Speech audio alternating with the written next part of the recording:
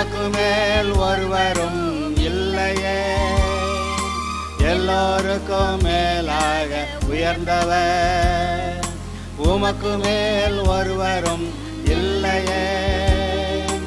அல்லேலூயா அல்லேலூயா அல்லேலூயா ஆமென்.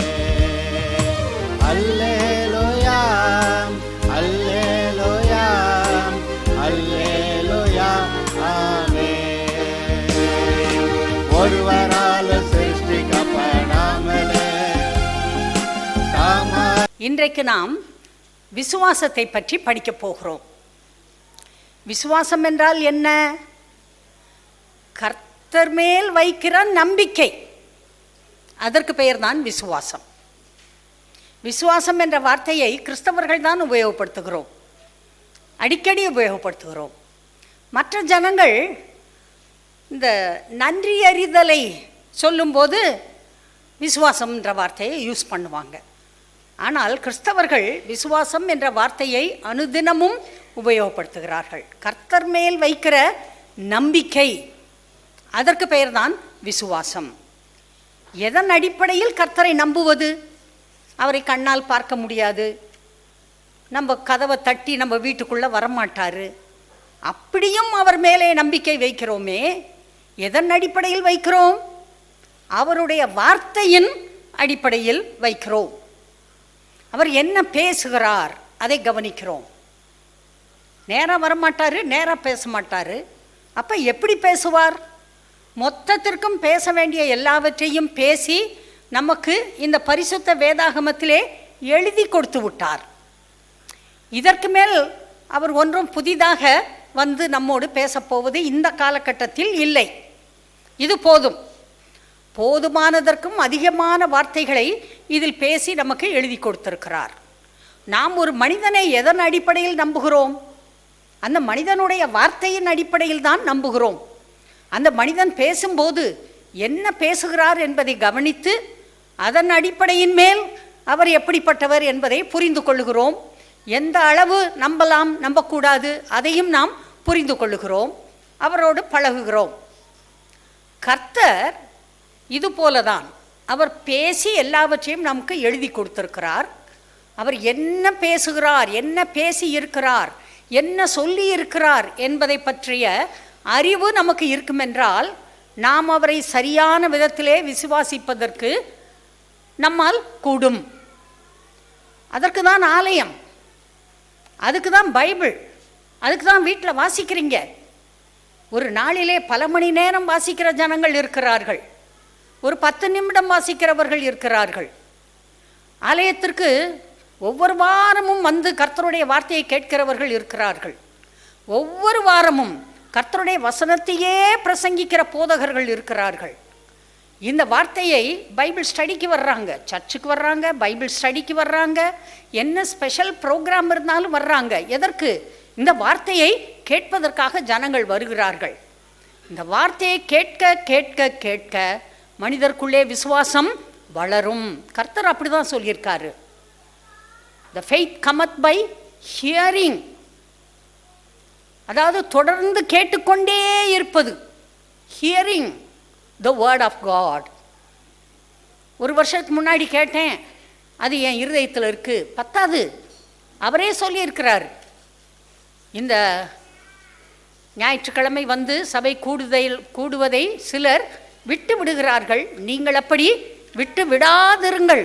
கர்த்தர் சொல்கிறார், ஏன்? வந்து ஒவ்வொரு வாரமும் கேட்க வேண்டும். கேட்க கேட்க கேட்க விசுவாசம் வளரும். இந்த வளர்ந்த விசுவாசத்தோடு நாம் நம்முடைய வாயால் எதை பேசுகிறோமோ அதை நாம் பெற்றுக்கொள்ளுவோம். கர்த்தர் அப்படி தான் சொல்லியிருக்கார். இயேசு கிறிஸ்து இந்த பூமியிலே இருந்த காலத்திலே அவர் போய் இந்த வேதாகமத்தை கேட்டு வாங்கி, அன்றைக்கு தோல் சுருளிலே எழுதப்பட்டிருந்தது, பெரிய பெரிய வண்டிகளில் வச்சு தான் கொண்டு போவாங்க. இவர் போய் அவர் இருக்கிற அந்த ஆலய பகுதிகளிலே போய் வாங்கி அதை கேட்டு வாங்கி வாசித்து, அது மட்டுமல்ல, அவர் அதிகாலையில் தனியாக போய் ஜெபித்து தேவனோட ஐக்கியம் வைத்து அவர் நெருங்கி பரிஸ்தாவிலே நிறைந்து நெருங்கிய ஜீவியம் செய்தார். ஆகவேதான் அவர் வெற்றியோடு வாழ்ந்தார். அவர் எப்படி இந்த பூமியில் இருந்தபோது இருந்தாரோ அப்படிதான் நாம் இருக்கிறோம். இதே பூமியில்தான் கர்த்தர் இயேசு வாழ்ந்தார். ஆனால் அவர் பெரிய காரியங்களை செய்தார். அதே போலதான் தேவன் நம்மையும் வைத்திருக்கிறார். கர்த்தராய் இயேசு கிறிஸ்துவை மரித்தோரிலிருந்து எழுப்பி அவரிடத்திலே நடப்பித்த பலத்த சத்துவத்தின் வல்லமைப்படி நம்மிடத்திலே கிரியை செய்ய வல்லவராகிய தேவனுக்கு என்று நீங்கள் எபேசியரில் வாசிக்கலாம். அவரிடத்திலே எதையெல்லாம் செய்தாரோ அதை உங்களை கொண்டு செய்ய முடியும். அவரிடத்தில் நடப்பித்த பலத்த சத்துவத்தின் வல்லமை உங்களிடத்திலே நான் செய்ய முடியும் என்று தேவன் சொல்லியிருக்கிறார். ஆனால் அன்பானவர்களே, விசுவாசத்தை நாம் பெருக்க வேண்டும். விசுவாசத்தை கெடுக்கக்கூடிய குறைக்கக்கூடிய காரியங்கள் எதையுமே பேசக்கூடாது, சிந்திக்கக்கூடாது, செய்யக்கூடாது. விசுவாச அளவை வளர்க்க வேண்டுமே ஒழிய விசுவாச அளவை குறைக்கக்கூடிய காரியங்களில் நாம் தலையிடவே கூடாது. பைபிள் அனுதினமும் படிக்கப்பட வேண்டும்.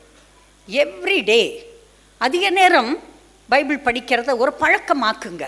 அதற்காக ஒரு நேரத்தை ஒதுக்கி இந்த 1 மணி நேரம் யாரும் என்னை தொந்தரவு பண்ணக்கூடாது அப்படின்னு சொல்லிட்டு போய் உட்காருங்க. உட்காந்து நீங்கள் படிக்க ஆரம்பிங்க. நிச்சயமாக உங்கள் விசுவாசத்தின் அளவு வளரும். இந்த விசுவாசம் என்பது ஒரு ஆவிக்குரிய சக்தி. அதை உணர வேண்டும். நாம் இயற்கை மண்டலத்தில் வாழ்கிறோம். ஆனால் இந்த இயற்கை மண்டலத்தை ஆவி மண்டலம்தான் கட்டுப்படுத்துகிறது. தேவன் ஆவியாயிருக்கிறார். தேவதூதர்கள் ஆவியாயிருக்கிறார்கள். பிசாசு ஆவியாயிருக்கிறான். அவனுடைய கூட்டம், குட்டி பிசாசுகள் எல்லாம் ஆவியாயிருக்கின்றன. இந்த ஆவி மண்டலம்தான் இந்த இயற்கை மண்டலத்தை இயக்கி கொண்டிருக்கிறது.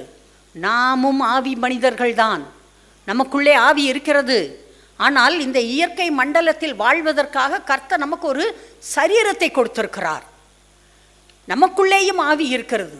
கர்த்தர் சொல்லுகிறார், நீங்கள் ஆவிக்குரியவர்களாய் இருங்கள், ஆவிக்குரிய பிள்ளைகளாய் நடந்து கொள்ளுங்கள், என்னோடு ஐக்கியமாய் இருங்கள், அனுதினமும் பரிஸ்தாவிலே நிறைந்திருங்கள். நீங்கள் அப்படி இருக்கும்போது இந்த ஆவி மண்டலத்திலே கிரியை நடப்பிக்கிற பொல்லாத பிசாசுகளை உங்களால் துரத்த முடியும். நீங்கள் ஆவிக்குரியவர்களாய் இல்லாத பட்சத்திலே ஆவி மண்டலத்தில் நடக்கிற காரியங்களை உங்களால் புரிந்து கொள்ளவும் முடியாது, உங்களால் அதை கட்டுப்படுத்தவும் முடியாது. இந்த ஆவி மண்டலம் ரொம்ப பவர்ஃபுல், மிக மிக வலிமையானது. அதனால்தான் பிசாசு சுலபமாக மனிதர்களை வீழ்த்தி விடுகிறான். அவன் பயங்கர பலவான். அவனோட சும்மா நீங்கள் போய் வெறுமையால் பேசி அல்லது ஒரு கத்தியை துப்பாக்கி எடுத்துகிட்டு போய் அவனோட சண்டை போடலாம் முடியாது. அவன் மிகுந்த வல்லமை உள்ளவன். அவன் தேவனோடையே யுத்தம் பண்ணுவதற்கு ஆயத்தமாயிருக்கிறவன். கர்த்தரையே தள்ளி வீழ்த்திவிட்டு அவருடைய சிங்காசனத்திலே உட்கார வேண்டும் என்று விருப்பம் உள்ளவன். நீங்களா நானு பார்க்கலான்னு சொல்லி கர்த்தரோடு போட்டு கொண்டு இருக்கிறவன். ஆனால் அவனோட நீங்கள் இந்த ஆவியின் உணர்வும் நிறைவும் இல்லாமல் உங்களால் யுத்தம் பண்ண முடியாது, அவனை ஜெயிக்க முடியாது. நீங்கள் இந்த ஆவி மண்டலத்தில் பிசாசை ஜெயிப்பதற்கு கர்த்தர் உங்களுக்கு சில கருவிகளை கொடுத்திருக்கிறார். என்ன கொடுத்திருக்கிறார்? நம்பர் 1, ரட்சிப்பு. ரட்சிக்கப்படணும். உண்மையாய் மனம் திரும்பி இயேசுவை ஆண்டவராக இரட்சகராக ஏற்றுக்கொள்ள வேண்டும். அவர் உங்களோடு இருக்க வேண்டும், நீங்கள் அவரோடு இருக்க வேண்டும். முதல்ல ரட்சிப்பு. அதுவே பிசாசை மேற்கொள்ளுவதற்கு, ஆவி மண்டலத்திலே ஜெயிப்பதற்கு உங்களை தகுதியாக்குகிறது. ரட்சிப்பு இல்லாமல் சும்மா சாத்தானோட போய் போர் பண்ண உங்களால் முடியாது. ரட்சிக்கப்பட வேண்டும். அந்த ரட்சிப்பை காத்துக்கொள்ள வேண்டும். ரட்சிக்கப்பட்ட பிள்ளையாக நடக்க வேண்டும். எல்லா காரியத்திலும் உங்களுடைய பார்வை, உங்களுடைய பேச்சு, உங்களுடைய உறவுகள், உங்களுடைய கொடுக்கல் வாங்கல், எல்லா காரியங்களும் நீங்கள் ரட்சிக்கப்பட்ட பிள்ளைகள் என்பதற்கு ஏற்றதாக இருக்க வேண்டும். தாறுமாற இங்கேயும் அங்கேயும் பேசிட்டு அப்புறமேல் இயேசு நாமத்தில் போ பிசாசே அப்படின்னாக்க பிசாசு என்ன சொல்லுவான்? ஏய், நீ ஏன் ஆளு, நீ எப்படி தாறுமாறாக பேசுன, இப்போ என்ன என்னையவே விரட்டுற, நீ என் பங்காளி, வா வா, நான் உன்னை விட்டு போக மாட்டேன். இதுதான் உண்மையாக நடக்கிறது. இருதயத்தை காத்து கொள்ள வேண்டும். கர்த்தர் சொல்கிறார், எல்லா காவலோடும் உங்கள் இருதயத்தை காத்து கொள்ளுங்கள், அதனிடத்தில் நின்று ஜீவ ஊற்று புறப்படும். ஜீவ ஊற்று புறப்படுகிற இருதயத்தை நாம் காத்து கொள்ள வேண்டிய அவசியத்தில் இருக்கிறோம். தாறுமாறான எண்ணங்கள், தாறுமாறான பேச்சுகள், தாறுமாறான உறவுகள் ஒன்றும் இருக்கக்கூடாது. அப்போ என்னங்க, நான் சன்னியாசி போல வாழணுமா? கர்த்தர் வேண்டுமென்றால் இழக்க வேண்டியதை இழந்துதான் தீர வேண்டும். தேவையில்லாததை வெட்டிதான் விட வேண்டும். தேவையில்லாத பேச்சுக்கள் இருக்கக்கூடாது, உறவுகள் இருக்கக்கூடாது. எதையெல்லாம் விட வேண்டுமோ விட்டுதான் தீர வேண்டும். கர்த்தர் அவ்வளவு பெரியவர், சகல மரியாதைக்கும் உரியவர், சகல கனத்துக்கும் உரியவர். கர்த்தர் சொல்றாரு, பேய்களுடைய பாத்திரத்திலும் கர்த்தருடைய பாத்திரத்திலும் பானம் பண்ண கூடாது. கொஞ்ச நேரம் அவனை பார்க்குறப்ப அவனோட நடக்கிறது, அப்புறம் கர்த்தரை பார்த்தோன்னா கொஞ்சம் கர்த்தரோட நடக்கிறது. ரெண்டு மாறி மாறி அவளுடைய நடைகள் விகாரமாய் இருக்கும். அவ நல்ல மனிதர்களை வீழ்த்தி விடுவாள் என்று விபச்சார ஸ்திரீயை பற்றி வாசிக்கிறோம்.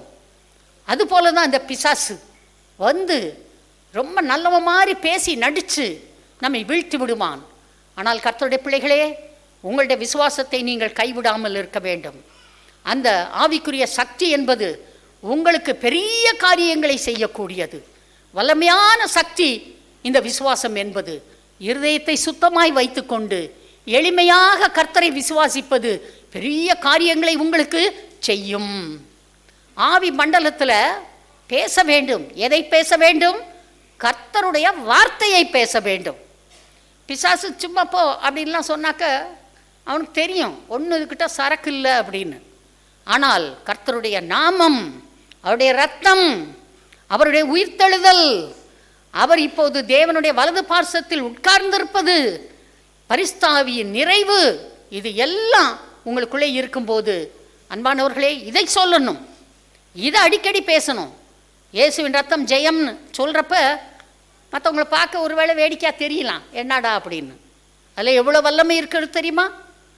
ஆதி அப்போஸ்தல சபையிலே அடிக்கடி இயேசுவின் ரத்தத்தை குறித்து பேசப்பட்டது, பிரசங்கிக்கப்பட்டது. அவர்கள் அதையே விசுவாசித்தார்கள். அந்த ரத்தம்தான் நம்மை பரிசுத்தமாக்குகிறது. அதுதான் தேவனிடத்திலே நம்மை கொண்டு போய் விடுகிறது.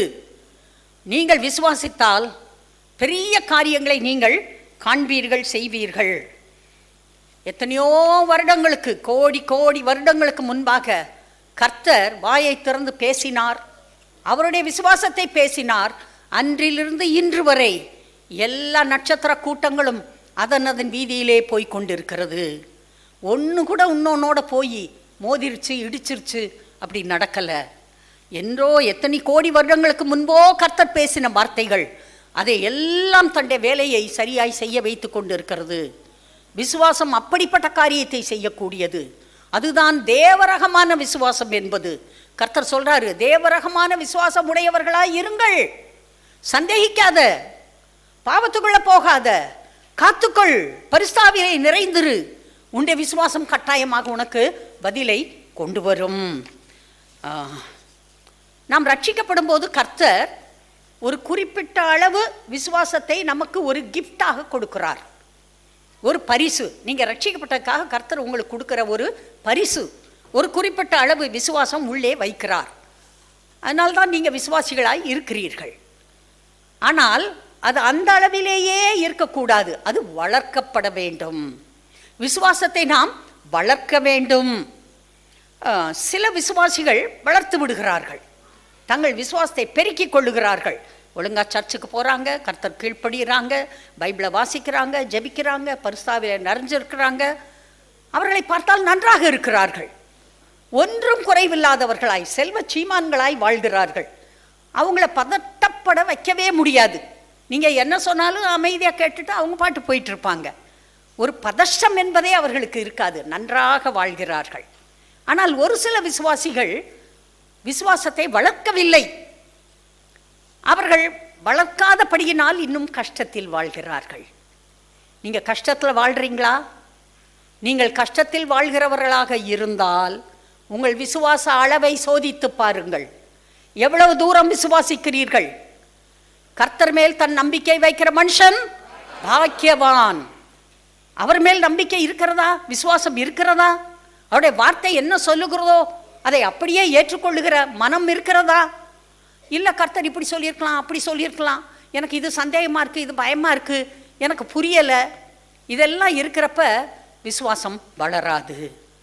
இன்றைக்கு ஒரு விசுவாசி நன்றாக இருக்கிறார் என்றால் அவர் விசுவாசிக்கிறார் என்பதை நாம் புரிந்து கொள்ள வேண்டும். ஒரு விசுவாசி எத்தனை வருடங்கள் ஆகியும் நன்றாக இல்லை என்றால் எங்கோ விசுவாசத்திலே குறைவு இருக்கிறது என்பதை புரிந்து கொள்ள வேண்டும். விசுவாசிக்க நீங்கள் ஆரம்பிக்க வேண்டும். பாருங்கள், இன்னும் கஷ்டத்தில் வாழ்கிறாங்க, இன்னும் நஷ்டத்தில் வாழ்கிறாங்க, இன்னும் சந்தோஷம் இல்லை, இன்னும் குடும்பங்களில் சண்டை இருக்குது, இன்னும் தோல்வியில் இருக்கிறார்கள். விசுவாசிகளை தான் சொல்கிறேன். அதற்கு காரணம் விசுவாச குறைவு. கர்த்தருடைய பிள்ளைகள், உங்கள் விசுவாச அளவை நீங்கள் கூட்ட ஆரம்பிக்க வேண்டும். ஆபகுக் 2:4 எடுக்கலாம். ஆபகுக் 2வது அதிகாரம் 4ஆம் வசனம்.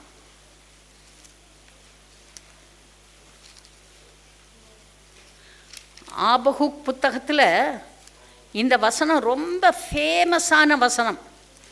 கிட்டத்தட்ட இந்த வசனம் தெரியாத விசுவாசிகளே இருக்க மாட்டாங்க.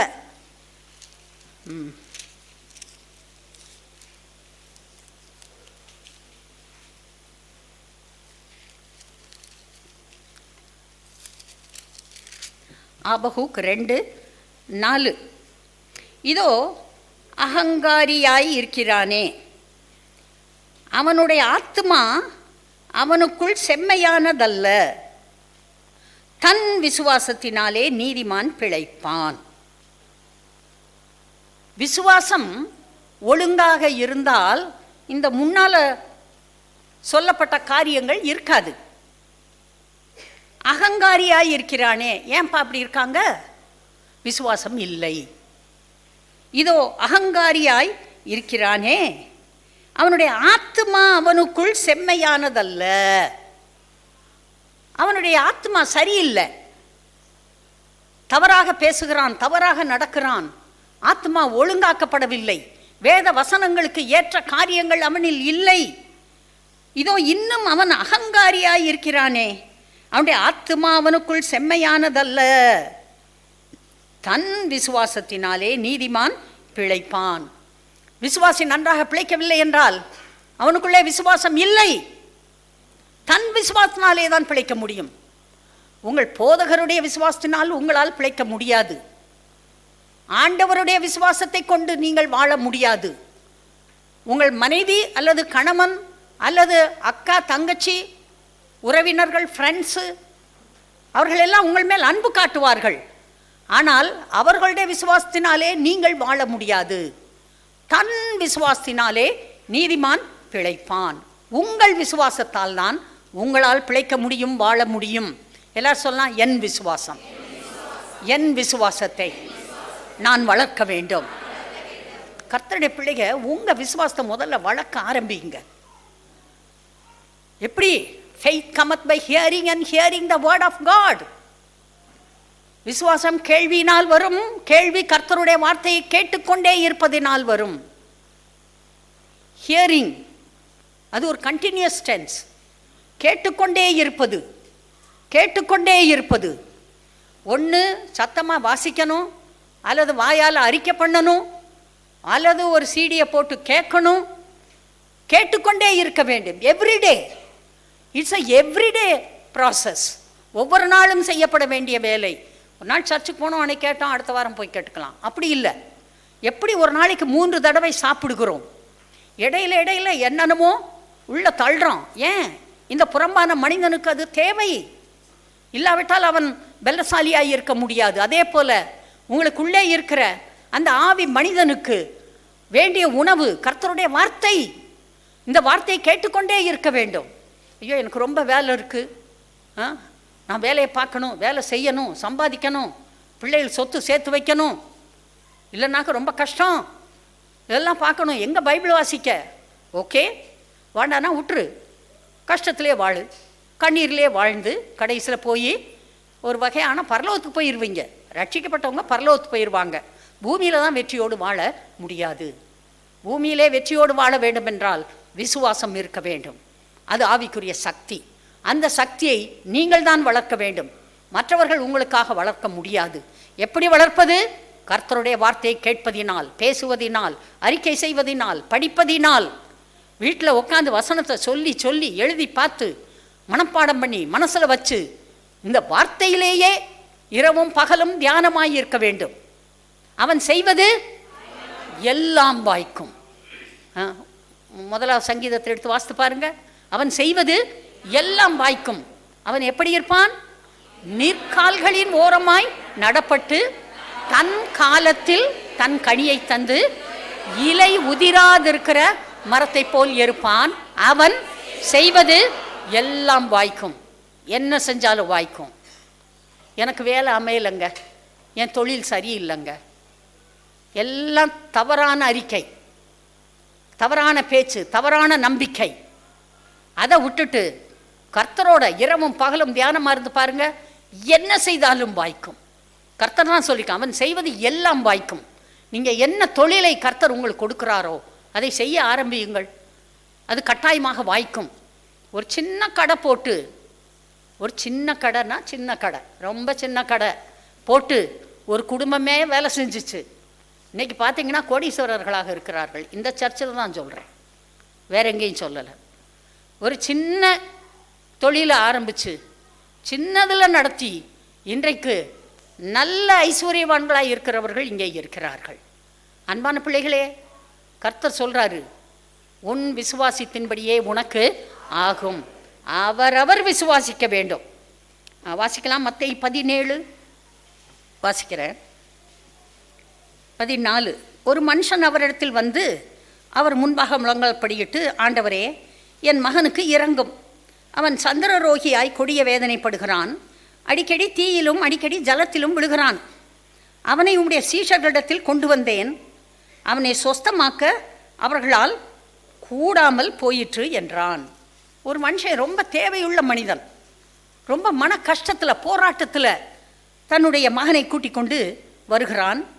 அவனுக்கு சந்திரரோகி, கொடிய வேதனை, அடிக்கடி தீயிலும் அடிக்கடி தண்ணீரிலும் விழுந்து விடுகிறான். ஒரு வாலிப மகனை நீங்கள் கூட்டிகிட்டு போகிறப்ப அவன் அப்படி திடீர்னு போகிற இடத்துல ஜன்னி வந்து நெருப்பில் விழுந்துட்டா உங்களுக்கு எப்படி இருக்கும்? யோசித்து பாருங்கள். நீங்கள் அப்பா, உங்கள் மகன் அப்படி விழுந்தா உங்களுக்கு எப்படி இருக்கும்? அதில் தண்ணியில் போய் விழுந்துட்டான், ஒரு ஆற்றுல விழுந்துட்டான், குளத்தில் விழுந்துட்டான். நீங்கள் கூட இருந்தால் டக்குன்னு ஹெல்ப் கிடைக்கும். நீங்கள் இல்லாதப்போ விழுந்தால் எப்படி இருக்கும்? அவனுக்கு ரொம்ப வேதனை. அந்த தகப்பனுக்கு ரொம்ப மன வேதனையோடு கூட்டிக் கொண்டு வருகிறான். ஆனால் சீஷர்களால் அவனை சுகமாக்க முடியவில்லை. அவன் வந்து ஆண்டவற்றை சொல்கிறான். சொன்ன உடனே இயேசு கிறிஸ்து ரொம்ப சந்தோஷப்பட்டாரா? நீங்கள் பாருங்கள். இயேசு பிரதியுத்தரமாக, விசுவாசம் இல்லாத மாறுபாடுள்ள சந்ததியே, எப்படி கடிந்து கொள்ளுகிறார். விசுவாசம் இல்லாத மாறுபாடுள்ள சந்ததியே, ஒரு நேரம் இப்படி பேசுறது, ஒரு நேரம் அப்படி பேசுறது, ஒரு நேரம் கர்த்தருடைய பிள்ளை மாதிரி நடந்துக்கிறது, ஒரு நேரம் சுத்த பிசாசுடைய பிள்ளை மாதிரி நடந்துக்கிறது. மாறுபாடு. அங்கே பரிசுத்த குறைவு, அங்கே சரியான வழியிலே நடக்கவில்லை. மாறுபாடு, மாறுபாடு உள்ள சந்ததியே. இயேசு கிறிஸ்துக்கு ரொம்ப கோபம் வருது.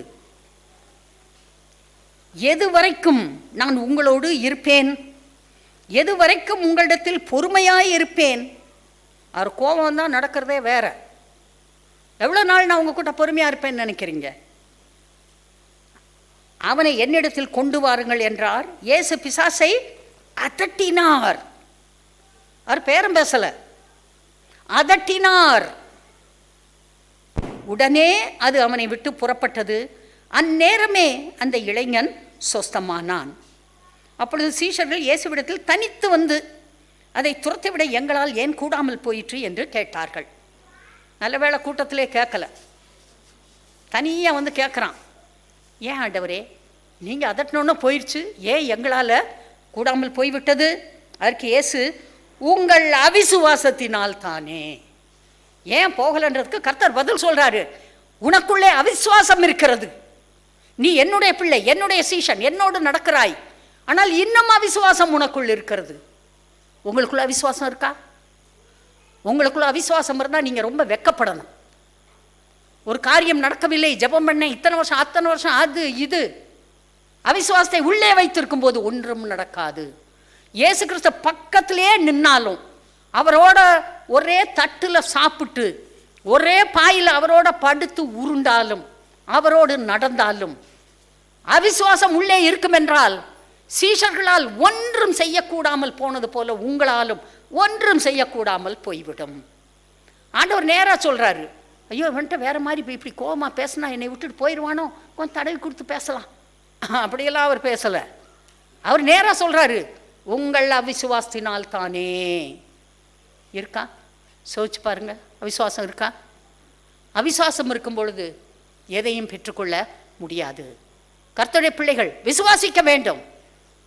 விசுவாசம் வரலன்னா என்ன செய்யணும்னு தான் நான் பின்னால் வாசித்து காட்டுறேன். கடுகு விதை அளவு விசுவாசம் உங்களுக்குள் இருந்தால் நீங்கள் இந்த மலையை பார்த்து இவ்விடம் விட்டு அப்புறம் போ என்று சொல்ல அது அப்புறம் போம். அவர் ஒரு பெரிய மலையளவு விசுவாசத்தை கேட்கவில்லை, கடுகு விதை அளவு விசுவாசம் தான் கேட்கிறார். என்னங்க அப்ப எனக்கு கடுகு விதை அளவு கூட விசுவாசம் இல்லைன்னு சொல்றீங்களா? இல்லை, இருந்தாதான் நடந்திருக்கும்ல. அப்ப இயேசுநாதர் பொய் சொல்றாரா? பொய் சொல்ல தேவன் மனிதன் அல்ல, பொய்யுரையாத தேவன். அவன் தான் பொய்யனும் பொய்க்கு பிதாவுமாய் இருக்கிறவன். ஆதி முதல் அவன் என்னப்பா செய்யறான்? இன்னொருக்கா சொல்லுங்க. பொய்ய பேசி உங்களை கொலை செஞ்சிருவான். ஆதி முதல், இன்னைக்கு நேத்து இல்ல, ஆதாமை அவன் கொலை செய்தவன், ஆபேலை அவன் கொலை செய்தவன், காயினையும் அவன் கொலை செய்தவன், எல்லாரையும் கொலை செய்தவன். கொலைனா என்ன? கர்த்தரை விட்டு பிரித்து விடுகிறான், கர்த்தரோடு வாழ முடியாதபடி செய்து விடுகிறான், விசுவாசிக்க முடியாதபடி செய்து விடுகிறான். கர்த்தர் சொல்றாரு, கடுகு விதை அளவு விசுவாசம் உங்களுக்கு இருந்தால். கர்த்தர் ரொம்ப கேட்கல, ஒரு கடுகு விதை அளவு விசுவாசம் தான் கேட்கிறாரு. எல்லாரும் சொல்லலாம், கடுகு விதை அளவு விசுவாசம். அது என்ன விசுவாசம் என்று கேட்டால் தேவனுடைய விசுவாசம். அவருக்கு எப்படி விசுவாசம் இருக்கிறதோ அவருடைய விசுவாசம் உடையவர்களாய் இருங்கள். அதை பெற்றுக்கொள்வதற்கு கொஞ்சம் உடம்ப அடக்கணும், கொஞ்சம் நாக்கு அடக்கணும், கொஞ்சம் உட்காரணும், கொஞ்சம் நேரம் செலவழிக்கணும், பல மணி நேரம் செலவழிக்கணும். பெரிய தேவை இருக்கும்போது பெரிய ஜெபம் தேவை. உட்கார்ந்து தான் தீரணுங்க, அவர்கிட்ட பேசி தான் தீரணும், ஒழுங்குபடுத்தி தான் தீரணும் இந்த இருதயத்தை. நான்லாம் அதை தப்பாக செஞ்சேன், செய்யாததை நான் சொல்லலை. பல மணி நேரம் உட்கார வேண்டிய அவசியம் இருக்கும்போது உட்கார்ந்தேன், அழ வேண்டிய நேரத்தில் அழுதேன், பாவரிக்கை செய்ய வேண்டிய நேரத்தில் பாவரிக்கை செஞ்சேன்,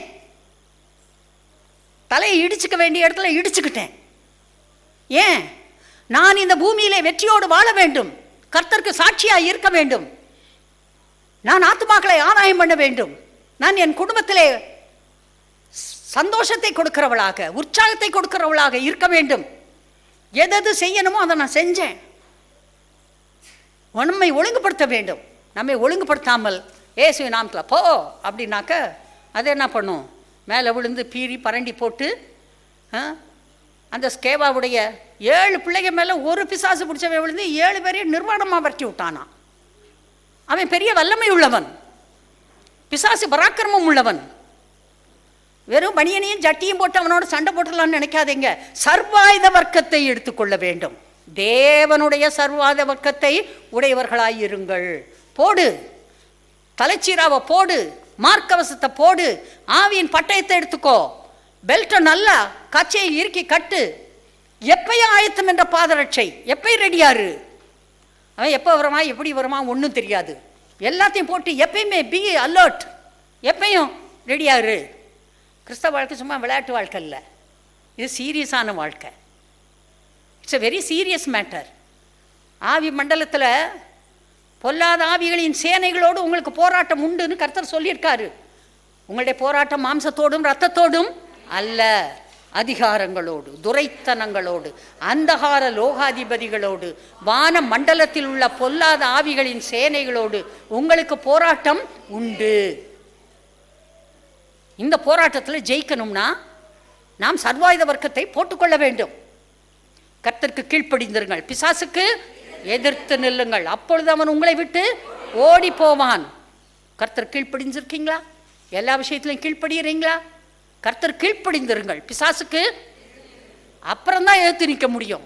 பிசாசுக்கு முதல்ல எதிர்த்து நின்று அப்புறமேல கர்த்தர் கீழ்ப்படுகிறேன்னா ஒரே வெட்டா வெட்டி போடுவான், போச்சு.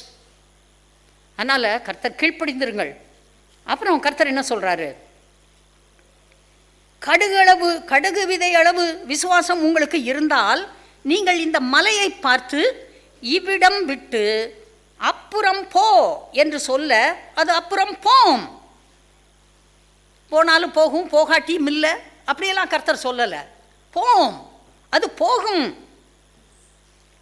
உங்களால் கூடாத காரியம் ஒன்றுமிராது என்று மெய்யாகவே உங்களுக்கு சொல்லுகிறேன். உங்களால் கூடாத காரியம் ஒன்றுமிராது. எல்லாரும் சொல்லலாம், என்னால் கூடாத காரியம் ஒன்றுமிராது. என்னால் கூடாத காரியம் ஒன்றுமிராது என்று. அதாவது கர்த்தர் மெய்யாவே சொல்கிறேன், உண்மையாக சொல்கிறேன்ப்பா, சத்தியமாக சொல்கிறேன்ப்பா, நிஜமாக சொல்கிறேன்ப்பான்னு சர்வத்துக்கும் ஆண்டவர் நம்மகிட்ட சொல்லணுமா?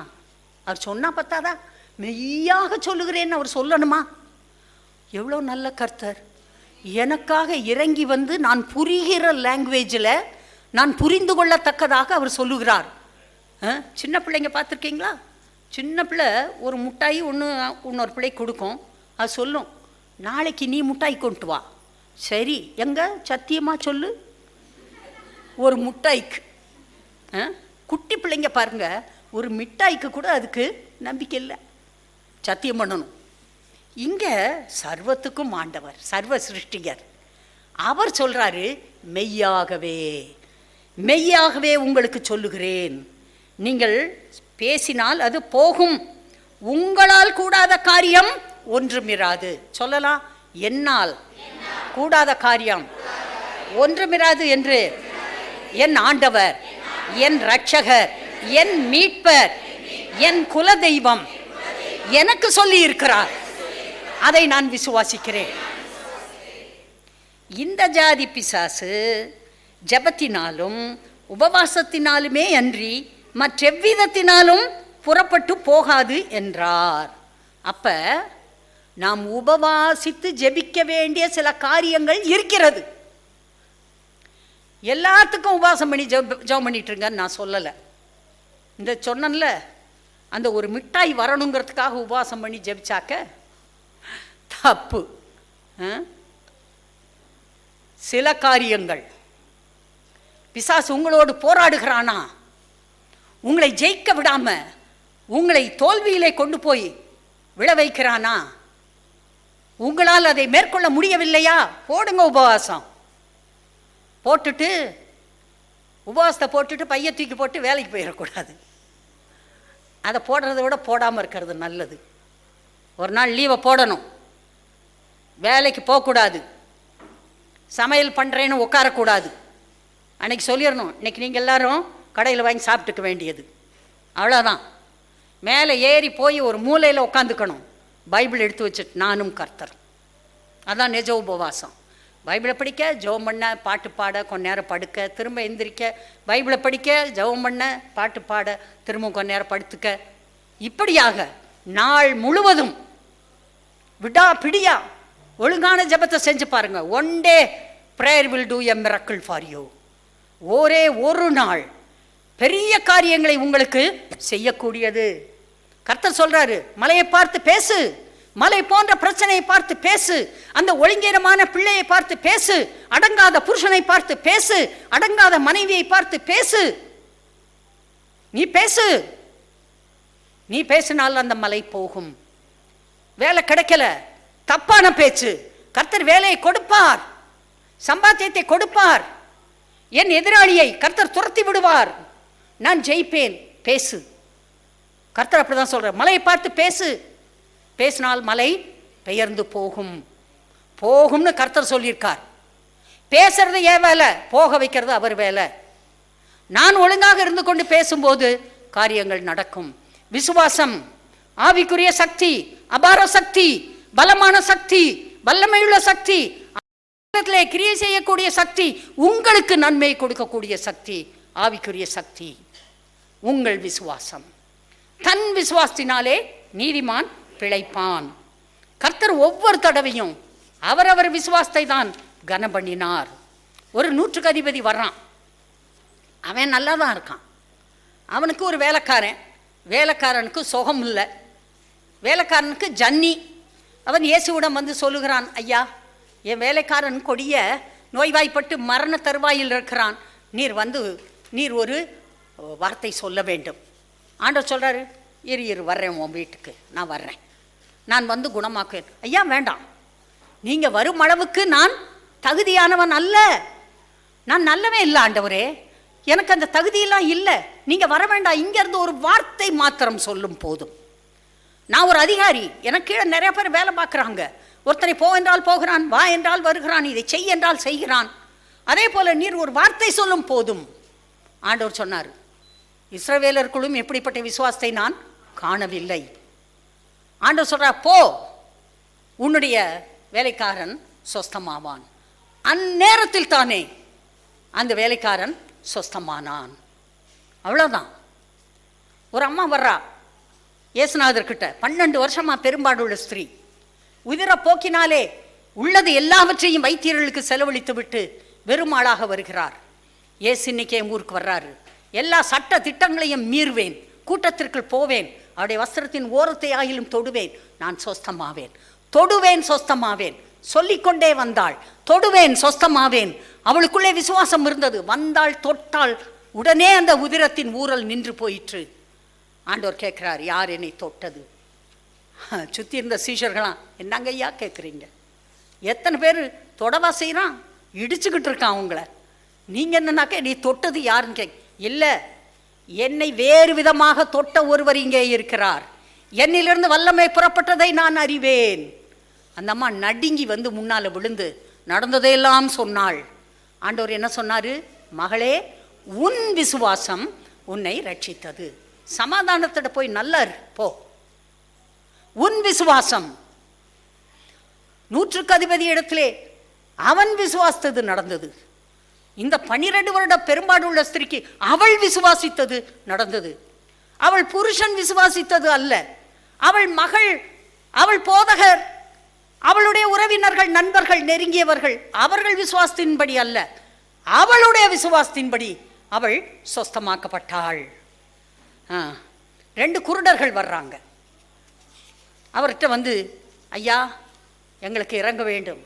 ஆண்டவர் கேட்குறாரு, என்னப்பா செய்யணும்? பார்வையை அடைய வேணும். உங்கள் விசுவாசத்தின்படி உங்களுக்கு ஆகட்டும், நீ விசுவாசத்தபடி உனக்கு ஆகட்டும். கர்த்தர் அவருடைய விசுவாசத்தின்படி கிரியை செய்தா இன்னைக்கு நம்ம எல்லாருமே செல்வ சீமான்களாக இருப்போம்.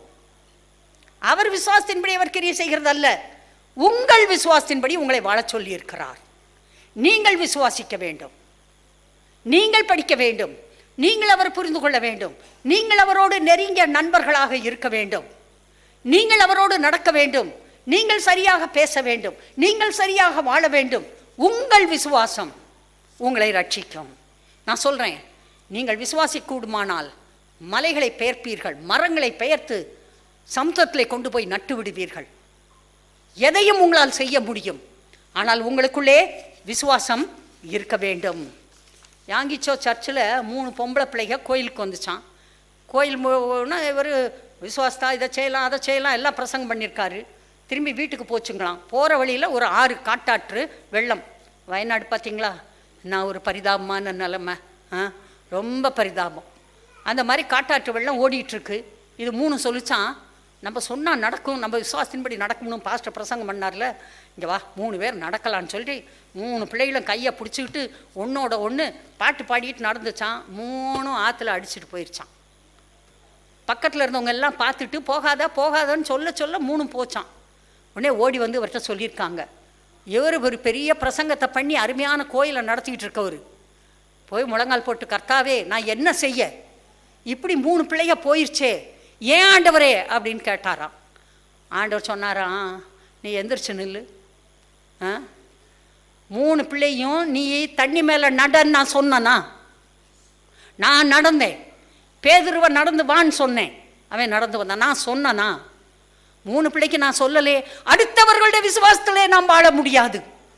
அடுத்தவர்களுக்கு கர்த்தர் என்ன செய்தாரோ அதை வைத்து நாம் வாழ முடியாது. நம்மிடத்திலே கர்த்தர் என்ன பேசுகிறார்? பேசும் தெய்வம். அவர் நம்மோடு பேசுவார். இந்த காலகட்டத்தில் கூட பேசுவாரா? பேசுவார். உங்ககிட்ட பேசியிருக்காரா? பேசி இருக்கிறார். கர்த்தர் பேசுவார். வாய் இருந்தும் பேசாது, காது இருந்தும் கேட்காது, கண் இருந்து பார்க்காது, அது அல்ல. இவர் பேசுகிறவர், பேசி வழிநடத்துகிறவர். ஒன்றும் செய்யறதுக்கு முடியலை, யாங்கிச்சோ எந்திரிச்சோ வந்தாராம். கர்த்தர் பேசுவார்.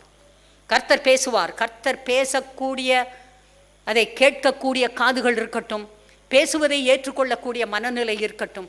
எது இருந்தாலும் இல்லாட்டியும் போ, கர்த்தர் தான் வேணும். கர்த்தர் சொல்றதுக்கு கீழ்ப்படிவேன். கர்த்தர் தான் எனக்கு முக்கியம். நின்று பாருங்க, நின்று பாருங்க. கர்த்தர் உங்களை ஆசீர்வதிப்பார், பெரிய காரியங்களை செய்வார். எல்லாரும் சொல்லலாம், என் விசுவாசத்தினாலே நான் பிழைக்க போகிறேன். என் விசுவாசத்தினாலே நான் பிழைக்க போகிறேன். அல்லேலூயா.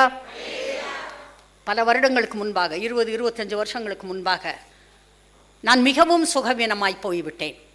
என்னை மதுரையில் ஒரு பெரிய ஆஸ்பத்திரியில் கொண்டு வந்து விட்டுட்டார் பாஸ்டர். அவருக்கு ரொம்ப வருத்தம். பிள்ளைங்க, சின்ன பிள்ளைங்க, ஆஸ்பத்திரியில் இருக்கேன். 1 நாள் 2 நாள் 3 நாள் எல்லாம் சோதனை பண்ணாங்க. அவங்க கடைசியில் சொன்னாங்க, கண்டுபிடிச்சாங்க, இந்த அம்மாவுக்கு வந்து ரொம்ப மோசமான தைராய்டு. ஓகே, தைராய்டுக்கு மருந்து கொடுத்தாங்க. 4 மாத்திரை எல்ட்ராக்சின் டேப்லெட்ஸ் 4 சாப்பிட்ணும். சில மாதங்கள், பல மாதங்கள் கழித்து 3ஆக குறைச்சாங்க. அப்புறம் சில வருடங்கள் கழித்து 2ஆக குறைச்சாங்க. அப்புறம் சில வருடங்கள் கழித்து 1ஆக குறைச்சாங்க. இந்த 1 மாத்திரை சாகிறது வரைக்கும் சாப்பிட்ணுன்னு சொன்னாங்க. பாஸ்டர் ஒரு நாள் நம்ம கூரை ஷெட்டில் இருக்கிறப்ப ஜெபம் பண்ணார் சுகவீனமாக இருப்பவர்களுக்காக. அப்போ நான் பார்த்தேன், ஆண்டவரே எனக்கு இது போகணும், இது இருக்கக்கூடாது, இந்த வியாதி மறையணும். என்னை அறியாமல் ஆவியானவர் எனக்குள்ளே கிரியை செய்ய ஆரம்பித்தார். 6 மாதிரி ஓடிச்சு என் கண்ணில் இருந்து கண்ணீர். என்னையெல்லாம் நீங்கள் லேசில் அழுக வைக்கவே முடியாது, அப்படி கேட்டகிரி. ஆனால் உட்காந்து அழுத அன்றைக்கி ப்ரேயர் பண்ணேன், ஜெபம் பண்ணிட்டு போயிட்டேன். அப்புறம் அந்த வாரம் முழுசும் இந்த மாத்திரையை சாப்பிட்டுக்கிட்டு தான் இருந்தேன். ஒரு நாள் எனக்கு ரொம்ப தலை சுத்தல் என்னென்னமோ பண்ணிருச்சு. இப்போ டாக்டர்கிட்ட போனேன். அவங்க ஒரு நல்ல டாக்டரம்மா. அவங்க கேட்டாங்க, என்ன செய்து என்ன அப்படி விசாரிச்சுட்டு, என்னென்ன மாத்திரை சாப்பிட்றீங்க என்னன்னு கேட்டாங்க. இந்த 1 மாத்திரை தாங்க இப்படின்னு. சரி, அவங்க வாங்கி பார்த்து ஓகே, ப்ளட் சாம்பிள் கொடுத்துட்டு போங்க. சரி, ப்ளட் சாம்பிள் கொடுத்துட்டு வந்தேன். அப்புறம் 3 நாள் கழிச்சு வர சொன்னாங்க, ஃபோன் பண்ணாங்க வா அப்படின்னு. நான் போனேன். பொண்ணு சொன்னாங்க, உங்களுக்கு தைராய்டு பிரச்சனையே இல்லைங்க, நீங்கள் சுகமாயிட்டீங்க. சுகமான பிறகும் நீங்கள் மருந்து சாப்பிட்டதுனால தான் உங்களுக்கு இந்த நிலைமை. முதல்ல நிறுத்துங்க. நிறுத்தினா சரியாக போச்சு. சுகமான பிறகு மருந்தை நிறுத்து. சுகவீனமாக இருந்தால் மருந்தை சாப்பிடு. பிணியாளிக்கு வைத்தியன் வேண்டியதே. ஏன் அங்கே ரண வைத்தியன் இல்லையா? பின்ன ஏன் என் ஜனமாகிய குமாரத்தை இன்னும் சொஸ்தமடையாமல் இருக்கிறாள்? ஆஸ்பத்திரிக்கு போங்க. I support doctors, I support nurses, I respect good hospitals. இதெல்லாம் கர்த்தர் வைத்திருக்கிற ஒரு ஆசீர்வாதம். பிணியாளிக்கு வைத்தியன் வேண்டும், போகணும். போய் இந்த பார்த்திங்களா, நம்ம அமல்ராஜ் போனார், நல்லா சோகமாயிட்டு வந்துட்டார். மகளே கூப்பிட்டு போய் அட்மிஷனை போட்டு எல்லாம் பண்ணி சோகமாகி நல்லா ஜம்முன்னு வந்துட்டார். இப்போ அந்த சாம்பிளையும் அனலைஸ் பண்ணி ஒன்றும் இல்லையா, சாதாரண கட்டி தான், நல்லா இருக்கீங்கன்னு சொல்லிட்டாங்க. இதுக்கெல்லாம் ஆஸ்பத்திரி வேண்டாமா? வேணும். லூக்கா, வைத்தியனாகிய லூக்கா கர்த்தருக்கு ஊழியம் செய்தவன், புக்கு எழுதி வச்சிருக்கான். விசுவாசம். உங்கள் விசுவாசத்தில் முதல்ல வியாதி உங்களை விட்டு போகணும், தரித்திரம் உங்களை விட்டு போகணும், பிரச்சனை உங்களை விட்டு போகணும். விசுவாசத்தால் போக வேண்டும். நான் இதை செய்ய மாட்டேன், நான் நிறுத்திடுவேன், வைராக்கியமாக இருப்பேன், கர்த்தரை குணமாக்கணும். கர்த்தர் சொல்வார், இங்கே வா, உனக்கு அப்படியே நான் பைபிளில் சொல்லி கொடுத்துருக்கேன். பைபிளில் சொல்லி கொடுத்த மாதிரி நான் சொல்லலாம். வேதத்திலே எழுதியிருக்கிறது போல நான் நடப்பேன். கர்த்தர் என்னோடு இருக்கிறார், அவர் எனக்கு பெரிய காரியங்களை செய்கிறார், அவர் செய்வார், நான் விசுவாசிக்கிறேன். அல்லேலூயா. என் விசுவாசத்தால் நான் பிழைப்பேன். Okay, God bless you. இதில் ஒரு ரகசியம் இருக்குது. ஆபிரகாம்கிட்ட ஒவ்வொரு வசனமாக சொல்லி அந்த வார்த்தையை விசுவாசிக்கிற அளவுக்கு அவனுக்கு அப்படியே சொல்லிக்கிட்டே வந்தார். கர்த்தருடைய வார்த்தையை கேட்டுக்கிட்டே வந்தான். விசுவாசத்தில் அவன் வளர்ந்தான். எங்கே? எபிரேயர் 12:1. எபிரேயர் 12:1 எடுத்துட்டிங்களா? எல்லோரும் எடுத்துட்டிங்களா? ஏன்னா 2-3 விஷயம் அதில் இருக்குது, எல்லோரும் அதை பார்க்கணும்.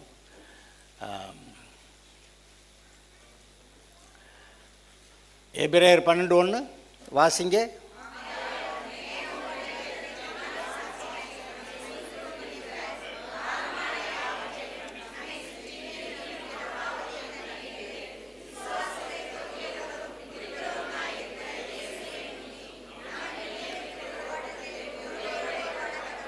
சரி, அதில் விசுவாசத்தை துவக்குகிறவரும், விசுவாசத்தை அவர் தான் துவக்குறாராமா? விசுவாசத்தை துவக்குகிறவரும், அப்புறம் என்ன போட்டிருக்கு? அதை முடிக்கிறவருமா? அதாவது முடிக்கிறவர்னா என்ன அர்த்தத்தில் எழுதியிருக்கு? அதை நிறைவேற்றுகிறவரும் பூரணமாக்குகிறவரும். விசுவாசத்தில் வளர்ந்து ஒரு குறிப்பிட்ட காரியத்தில் தெளிவாக உறுதியாக விசுவாசிக்கிறேன் அப்படிங்கிற அளவுக்கு கொண்டு போகிறாராம். விசுவாசத்தை துவக்கிறாராம். எப்படி துவக்கினார்? ஆபிரகாம்கிட்ட அந்த 12வது அதிகாரத்தில் முதல் சில வசனங்களை சொன்னார். பூமியில் உள்ள சகல ஜாதிகளும் நான் உன்னை ஆசீர்வாதமாக வைப்பேன், உன்னை சபிக்கிறவனை சபிப்பேன், ஆசீர்வதிக்கிறவர்களை ஆசீர்வதிப்பேன், அப்படியெல்லாம் சொல்கிறார். இந்த தேசத்தை நான் உன் சந்ததிக்கு கொடுப்பேன் அப்படி சொல்கிறார். இப்போ விசுவாசத்தை ஆரம்பித்தார், அதை விசுவாசித்தான், அது அவனுக்கு நீதியாக எண்ணப்பட்டது. அப்புறம் கொஞ்ச நாளில் கொஞ்சம் போராட்டம் ஆயிடுச்சு. என்ன ஆண்டவரே, நிறையா ஆஸ்திகள்லாம் இருக்குது, எனக்கு பிள்ளை இல்லை, ஆனால் என் வீட்டில் பிறந்த அடிமை இருக்கானே எலியேசர், இவன் கூட ரொம்ப பக்கத்தில் இருக்கிற ஆள். எலியேசர் பிள்ளை தான் கடைசிக்கு வந்து மறுபடியும் மேனேஜர் ஆகி அவன் தான் எல்லாத்தையும் ஆண்டுக்கிடுவானோ, நான் செத்தோ இருப்பான், அவன் தான் சொந்தக்காரனாக இருவானோ, என் வீட்டில் பிறந்த பிள்ளை அவன் வந்து சொத்தெல்லாம் அனுபவிக்கணுமா? அப்படி தான் கேட்டானா? அப்படி தான் எழுதியிருக்காங்க. அவர் என்ன பண்ணிட்டார்? இல்லை, உன்னுடைய கற்ப பிறப்பானவனே. மறுபடியும் அந்த விசுவாசத்தை அவன் சோர்ந்து போகிறப்ப மறுபடி அப்படி இல்லைடா இப்படி அப்படி சொல்கிறாரு. அப்புறம் களைச்சி போச்சு. வா வெளியே வா, வானத்து நட்சத்திரங்கள்லாம் பாரு, எண்ணிடுவியா? பிள்ளை இல்லை தான், ஆனால் இவ்வளவு பேர் சந்ததி வருகிறார்கள் அப்படி சொல்லி இன்னும் கொஞ்சம் விசுவாசத்தை வளர்த்து விடுறார். அப்புறம் கடற்கரை மணலை பாரு என்றா, அது எப்படி என்றது, இது மாதிரி உன்னுடைய சந்ததி வருகிறது அப்படி சொல்லி இன்னும் கொஞ்சம் விசுவாசத்தை ஏற்றி விடுறாரு. அப்புறம் கடைசியில் பார்த்தீங்கன்னா ஆபிரகாம் இல்லை ஆபிரகாம் அநேக ஜாதிகளுக்கு தகப்பன், அதுவே விசுவாசத்தை வளர்க்குது. சாரா இல்லை சாராள், அது ஒரு விசுவாசத்தை வளர்க்கிறது. ஜீவன் உள்ளவருக்கெல்லாம் தாய், அப்படி வந்துருச்சு. அப்புறம் உன் சந்ததியில் ராஜாக்கள் பிறப்பார்கள். இதெல்லாம் என்னது? ஒவ்வொன்றா சொல்லி சொல்லி சொல்லி சொல்லி அவனுடைய விசுவாசத்தை வளர்க்கிறது. ஆபிரகாமுக்கு செய்த காரியத்தை உங்களுக்கும் செய்கிறார். நாம் விசுவாசத்தில் சோர்ந்து போகும்போதெல்லாம் இது எனக்கு முடியாமல் போயிடுமோ அப்படின்னு சொல்லி நீங்கள் சோர்ந்து போகும்போதெல்லாம் எதையாவது வந்து சொல்லிக்கிட்டு வருவார். விசுவாசத்தை துவக்குகிறவரும் முடிக்கிற, அதாவது பூரணமாக்குகிறவரும். விசுவாசம் பூரணமானாதான் காரியம் நடக்குது. கொஞ்சம் டவுட்டில் நடக்கும் நடக்காது அப்படி இருக்கிற நிலைமையில், இருமணம் உள்ள நிலைமையில் நடக்காது. அவர் ஒரு சட்டம் போட்டுக்கிட்டார். அவர் சட்டம் போட்டு அவரே மாட்டிக்கிட்டார் ஒரு இடத்துல. என்ன பாஸ்டர் சொல்கிறீங்க? பாவம் செய்த ஆத்மா, அப்புறம் அவனை காப்பாற்றணும்னா என்ன செய்யணும்? யாராவது சாகணும். சாகிறது யார் இருக்கா? வேறு ஒருத்தரும் இல்லை, நம்ம தான் சாகணும். அவர் சட்டம் போட்டு அவரே சிக்கிக்கிட்டாருன்னு சொல்கிற அளவுக்கு இருக்குது. ஆனால் அவர் ஒரு சட்டம் வச்சிருக்கிறார், என்னை மாதிரி நம்புகிற ஆளா இரு, விசுவாசிக்கிற ஆளா இரு, என்னை மாதிரி இருப்ப நீ அப்படின்னு சொல்கிறாரு. ஆனால் அந்த விசுவாசிக்கிறது சற்று கடினமாக இருக்கிறது. ஆனால் முன்னேறணும், நீங்கள் சாதிப்பீங்க. உங்களுடைய வாழ்க்கையில் கர்த்தர் வைத்திருக்கிற காரியங்களை செய்து முடிக்க, வாழ்க்கையிலே முன்னேற, ஜெயமாக இருக்க கர்த்தர் உங்களை நடத்துவார். நீங்கள் தோற்று போகிறதில்லை, ஓடி போகிறவர்கள் போல நீங்கள் ஓடி போகிறதில்லை. கர்த்தர் உங்களை வாழ வைப்பார், உங்களுடைய ஜனங்களுக்கு முன்னாடி உங்களை தலையில உயர்த்துவார். அதுக்காக தான் அவர் சொல்கிறாரு, பரிசுத்த ஆவியை பெற்றுக்கொள்ளுங்கள், வழி நடத்தலை கவனிங்க. இந்த ஊரார் உறவினர்கள் மற்ற ரட்சிக்கப்படாதவர்கள் அவங்க என்ன ஒரு வழிமுறைகளை பின்பற்றுறாங்களோ அதை செய்யாதீங்க, நான் ஒன்று சொல்கிறேன் அதை செய்யுங்கன்றார். அதுக்காக தான் ஆபிரகாமை அவனுடைய ஊர்லேருந்து ஜனங்கள்கிட்ட இருந்து பிரிச்செடுத்து வேற ஒரு இடத்துக்கு வான்னு சொல்லி நான் சொல்கிறத கேளுன்னு சொல்லி கேட்டு, அதனால தான் இன்றைக்கு நம்முடைய உறவினர்களாக இருக்கலாம், வீட்டாராக இருக்கலாம், அவர்களை விட்டு பிரித்தெடுக்கப்பட்டவர்களை நம்ம கிறிஸ்துவுக்குள்ளே நிலைநிறுத்திக்கிறோம். அதனால அவர் சொல்கிறத கேட்குறோம். இன்றைக்கி ஆபிரகாம் வந்து ஒரு நாட்டை விட்டு இன்னொரு நாட்டுக்கு போனான். ஆனால் நம்ம ஒரே ஊருக்குள்ளேயே அவங்கெல்லாம் பழைய நிலைமையில் இருக்கிறவங்க, நான் கர்த்தருடைய பிள்ளை, அதனால் அவங்க சொல்கிறத கேட்கல, அவங்கள விட்டு நம்முடைய மனதை பிரித்து வைத்துக் கொள்ளுகிறோம். நாம் கர்த்தருக்கு சொந்தம். இதுதான் நம்முடைய அழைப்பாக இருக்கிறது. இந்த ஜனங்களுக்குள்ளே இருந்து நீ என்னை விசுவாசித்து நீ எனக்கு சாட்சியாயிரு அப்படி அழைச்சிருக்கிறாரு. சரி, அதில் வாங்க, அவருடைய அழைப்பின்படி வாங்க, முன்னேறுங்க, ஜெயம் உங்களுடையது. நீங்கள் நல்லா இருப்பீங்க, நீங்கள் வாழ்ந்திருப்பீங்க, சமாதான சந்தோஷமாக இருப்பீங்க, தேவனுடைய கிரியைகளை உங்களோட வாழ்க்கையில் செய்வீங்க, பிசாசுடைய கிரியைகளை உங்களோட வாழ்க்கையில் அழிப்பீங்க, உங்கள் மூலமாக அநேக ஜனம் ரட்சிக்கப்படும். இதற்காக கர்த்தர் உங்களை அழைத்திருக்கிறார். இது நடக்கும். நீங்கள் தேவனுடைய பிள்ளைகள், புதிதாய் பிறந்தவர்கள், பழையவைகள் ஒளிந்து போயின, புது சிருஷ்டியாய் இருக்கிறீர்கள், தேவனால் பிறந்ததால் உலகத்தை ஜெயிக்கிறீர்கள், கர்த்தருடைய மகிமை உங்களை மூடிக்கொண்டிருக்கிறது. இதை நினச்சி தான் பார்க்கணும். மகிமையாக இருக்கா, நம்ம போட சட்டை அளவுக்கு தானே நல்லா இருக்குது, அதுக்கு மேலே ஒன்றும் இல்லையே, அது வீட்டில் போயிட்டாக்கா இது கூட பரவாயில்லாமல் சாதா சட்டையை போட்டுக்கிட்டு இருக்கிறோமே. ஆனால் இல்லை, தேவனுடைய மகிமை, ஆவிக்குரிய மகிமை உன்னை மூடிக்கொண்டு இருக்கிறது. அதை நினைக்கணும். அதை நினைக்க நினைக்க நினைக்க உங்களுடைய சரியான விசுவாசம் வளருகிறது. நீங்கள் பரிசுத்தவான்கள், நீதிமான்கள், கிறிஸ்துவுக்குள்ளாக தேவனுடைய நீதியாக இருக்கிறீர்கள். இதை உறுதியாக பிடிச்சிங்கன்னா நீதியினால் ஸ்திரப்பட்டிருப்பீர்கள்னு எங்க ஏசாயா 54 அது ஒரு வரியாக வாசிக்கலாம். ஏசாயா 54:14 நீதியினால் ஸ்திரப்பட்டிருப்பாய். எடுத்துட்டீங்களா? இந்த வரியை கவனிங்க. நீதியினால் ஸ்திரப்பட்டிருப்பீர்கள். ஸ்திரப்பட்டுன்னா நான் நீதிமானா இருக்கேன், அதனால் அசைக்கப்பட முடியாது. நீதியினால் ஸ்திரப்பட்டிருப்பாய். கர்த்தர் உங்களுக்கு சொல்றாரு. இருப்ப உங்களுக்கு சொல்றாரா? ஊரில் இருக்க உங்களுக்கு, உங்கள் ஒவ்வொருவருக்கும் கர்த்தர் சொல்லிக் கொண்டிருக்கிறார், நீங்கள் நீதியினால் ஸ்திரப்பட்டிருப்பீர்கள். கொடுமைக்கு தூரமாவாய், பயமில்லாதிருப்பாய், திகிலுக்கு தூரமாவாய், அது உன்னை அணுகுவதில்லை. உனக்கு விரோதமாய் கூட்டம் கூடினால் அது என்னாலே கூடுகிற கூட்டம் அல்ல. எவர்கள் உனக்கு விரோதமாய் கூடுகிறார்களோ அவர் உன் பட்சமாய் வருவார்கள். இதோ கரிநெருப்பை ஊதி தன் கிரியைக்கான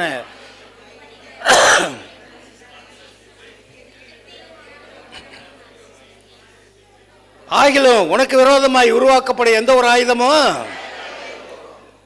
உனக்கு விரோதமாய் நியாயத்தில் எழுப்பும் எந்த நாவையும், இது கர்த்தருடைய ஊழியக்காரரின் சுதந்திரமோ என்னால் உண்டான அவருடைய நீதியமாக இருக்கிறது. இந்த 15வது அதிகார வசனத்துக்கும் 17வது வசனத்துக்கும் இடையில என்னமோ கடந்து தகராறு பண்ணுது. அது என்னது? கரி நெருப்பை ஊதி தன் கிரியைக்கான ஆயுதத்தை உண்டு பண்ணுகிற கொல்லனையை நான் சிருஷ்டித்தேன். நல்ல அந்த அந்த நெருப்பில் போட்டு அநேக ஆயுதங்களை செய்வாங்க, பொருள்களை செய்வாங்க, அது நல்லதுக்கு. ஆனால் கெடுத்து நிக்கிரகமாக்குறவனையும் இது என்ன ஆண்டவரை செஞ்சு வச்சிட்டீரு, கெடுத்து நிக்கிரகமாக்குறவனையும் அழிக்கிறவனை நாசமாக்குறவன் அவனையும் தான் நான் உண்டாக்குனேன். ஆனால் அடுத்த வசனத்தை 17வது வசனத்தை ஆனால் போட்டுக்கிட்டு அதுக்கப்புறம் வாசிக்கணும். ஆனால் உனக்கு விரோதமாய் உருவாக்கப்படும் எந்த ஒரு ஆயுதமும் வாய்க்காதே போ. உனக்கு விரோதமாய் நியாயத்தில் எழும்பும் எந்த நாவையை நீ குற்றப்படுத்துவாய். இது கர்த்தருடைய ஊழியக்காரரின் சுதந்திரமோ என்னால் உண்டான அவருடைய நீதிமாய். நீங்கள் நீதிமான். வேற யாரும் உங்களை பற்றி என்ன குற்றம் சொன்னாலும் அவங்கள போட்டு தள்ளிடுவார். இயேசுவை பற்றி பொய் சாட்சி சொல்ல வந்தாங்க, அந்த சாட்சிகள் ஒவ்வவில்லை. இன்றைக்கு உங்களுடைய மனதில் பிசாசு ஏதாவது குற்றம் சாலிக்கிட்டு இருந்தால் அதை விலக்கி தள்ளுங்க. கர்த்தர் சொல்லுகிறார், நீங்கள் கிறிஸ்துவுக்குள் புது சிருஷ்டியாய் பரிசுத்தவான்களாய் நீதிமான்களாய் கர்த்தருடைய மகிமையை உடையவர்களாய் இருக்கிறீர்கள் என்று கர்த்தர் சொல்லுகிறார். சரி, இப்போ நான் ஒரு சின்ன விஷயம் சொல்லணும். நான் பாவத்துக்கு சப்போர்ட் பண்ணலை, ஆனால் வீட்டில் இருக்க பிள்ளைங்க எல்லாரும், உங்கள் பிள்ளைங்க எல்லாரும் பர்ஃபெக்டாக இருக்காங்களா? யார் வீட்டிலையாவது பெற்றோர் விரும்புகிற மாதிரி பர்ஃபெக்டாக பிள்ளைங்க இருக்காங்களா? ஹலோ, இல்லவே இல்லை. அது சொன்னபடி கேட்கலங்கிறதுக்காக போனா வீட்டை விட்டு வெளியே, இங்கே நீ இருக்கக்கூடாது, உனக்கு இங்கே வீட்டில் இடம் இல்லை, போய் தொலை, வீட்டுக்கே வரக்கூடாது, சொத்து கிடையாது, நாசமா போ. எத்தனை பேர் சொல்லி அனுப்புனீங்க? அது ஒருத்தரும் இல்லையா?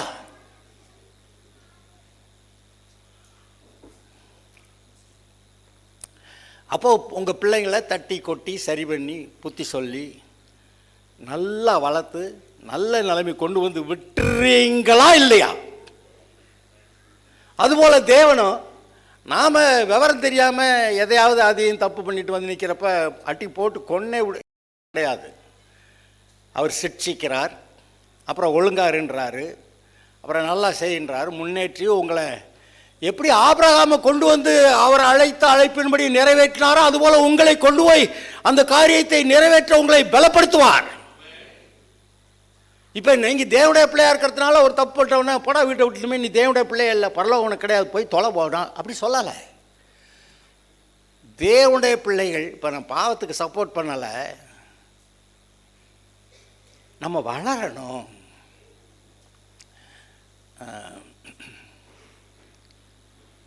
நம்ம வளரணும்னா நம்ம அவரை போல மாறிக்கிட்டு இருக்கிறோம்.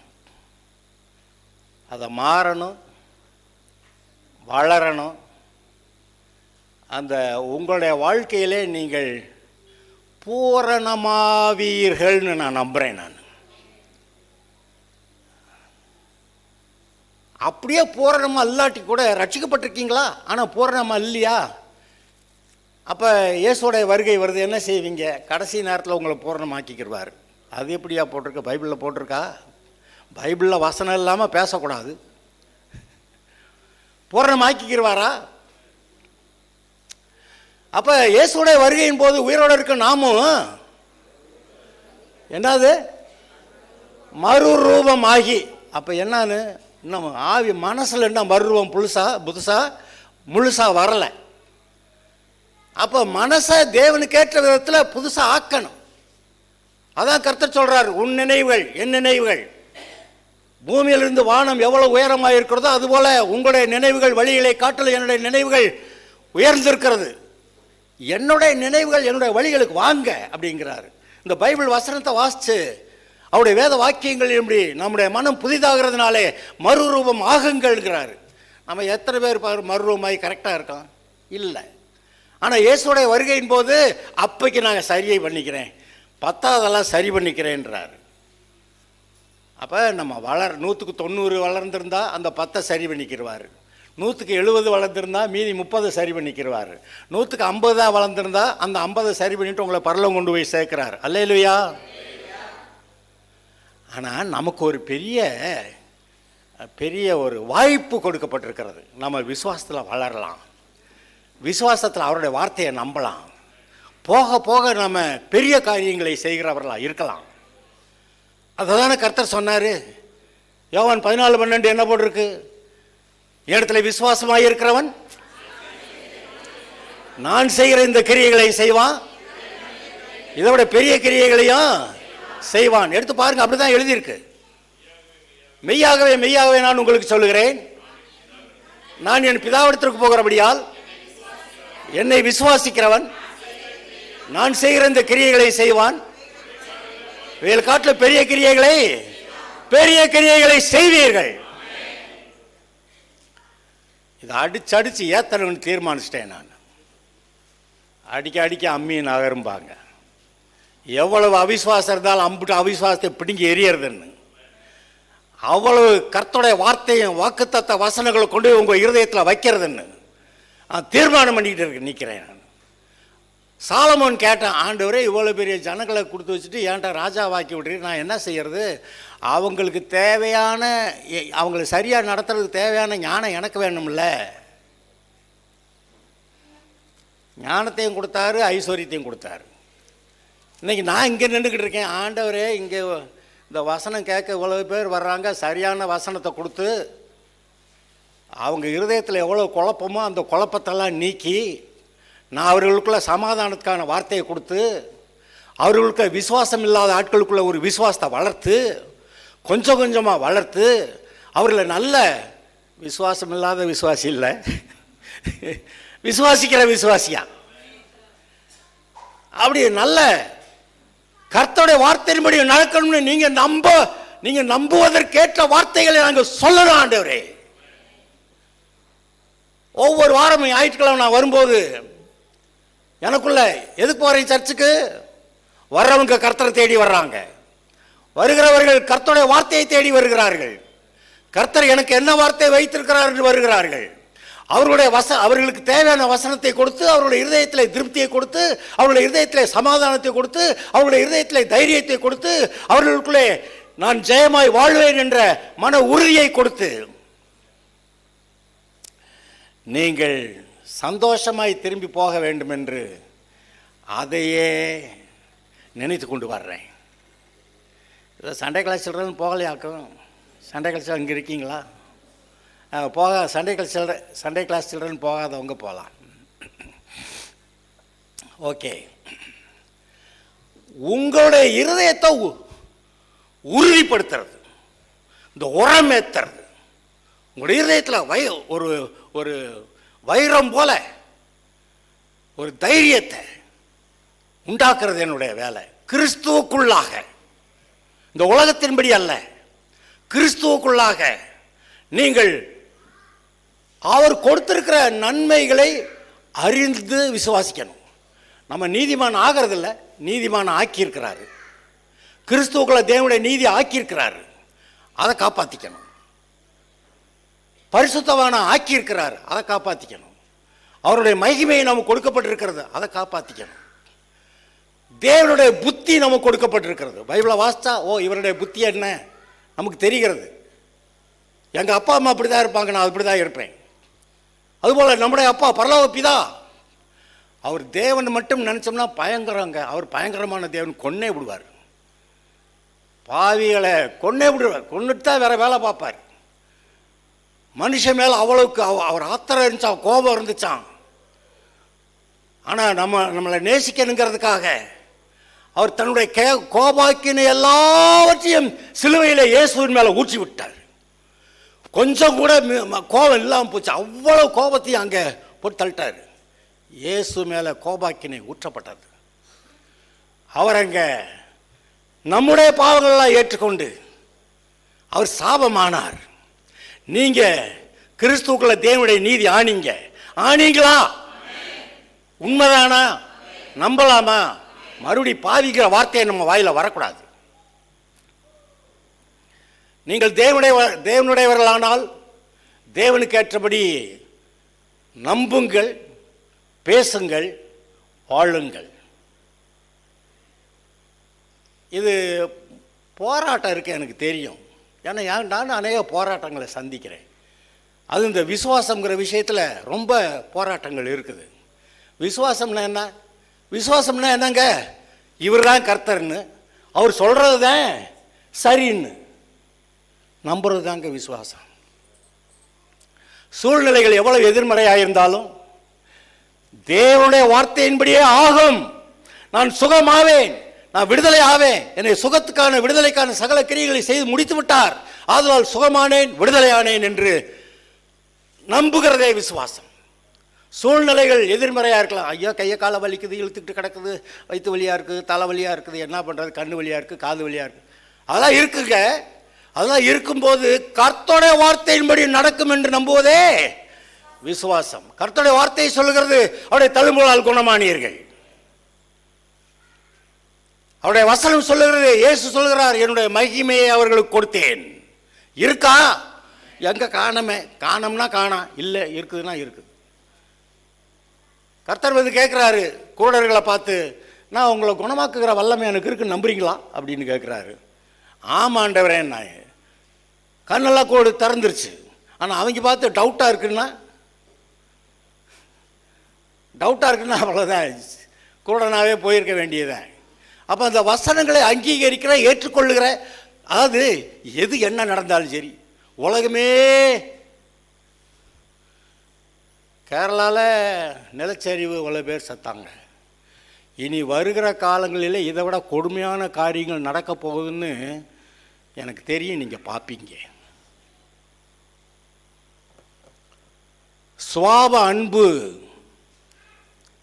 இல்லாமல் போயிடும். அங்கேயும் அழிவு, இங்கேயும் அழிவு, இங்கேயும் நாசம், அங்கேயும் நாசம். எங்கே பார்த்தாலும் யுத்தங்கள், சாவுகள், வியாதிகள்.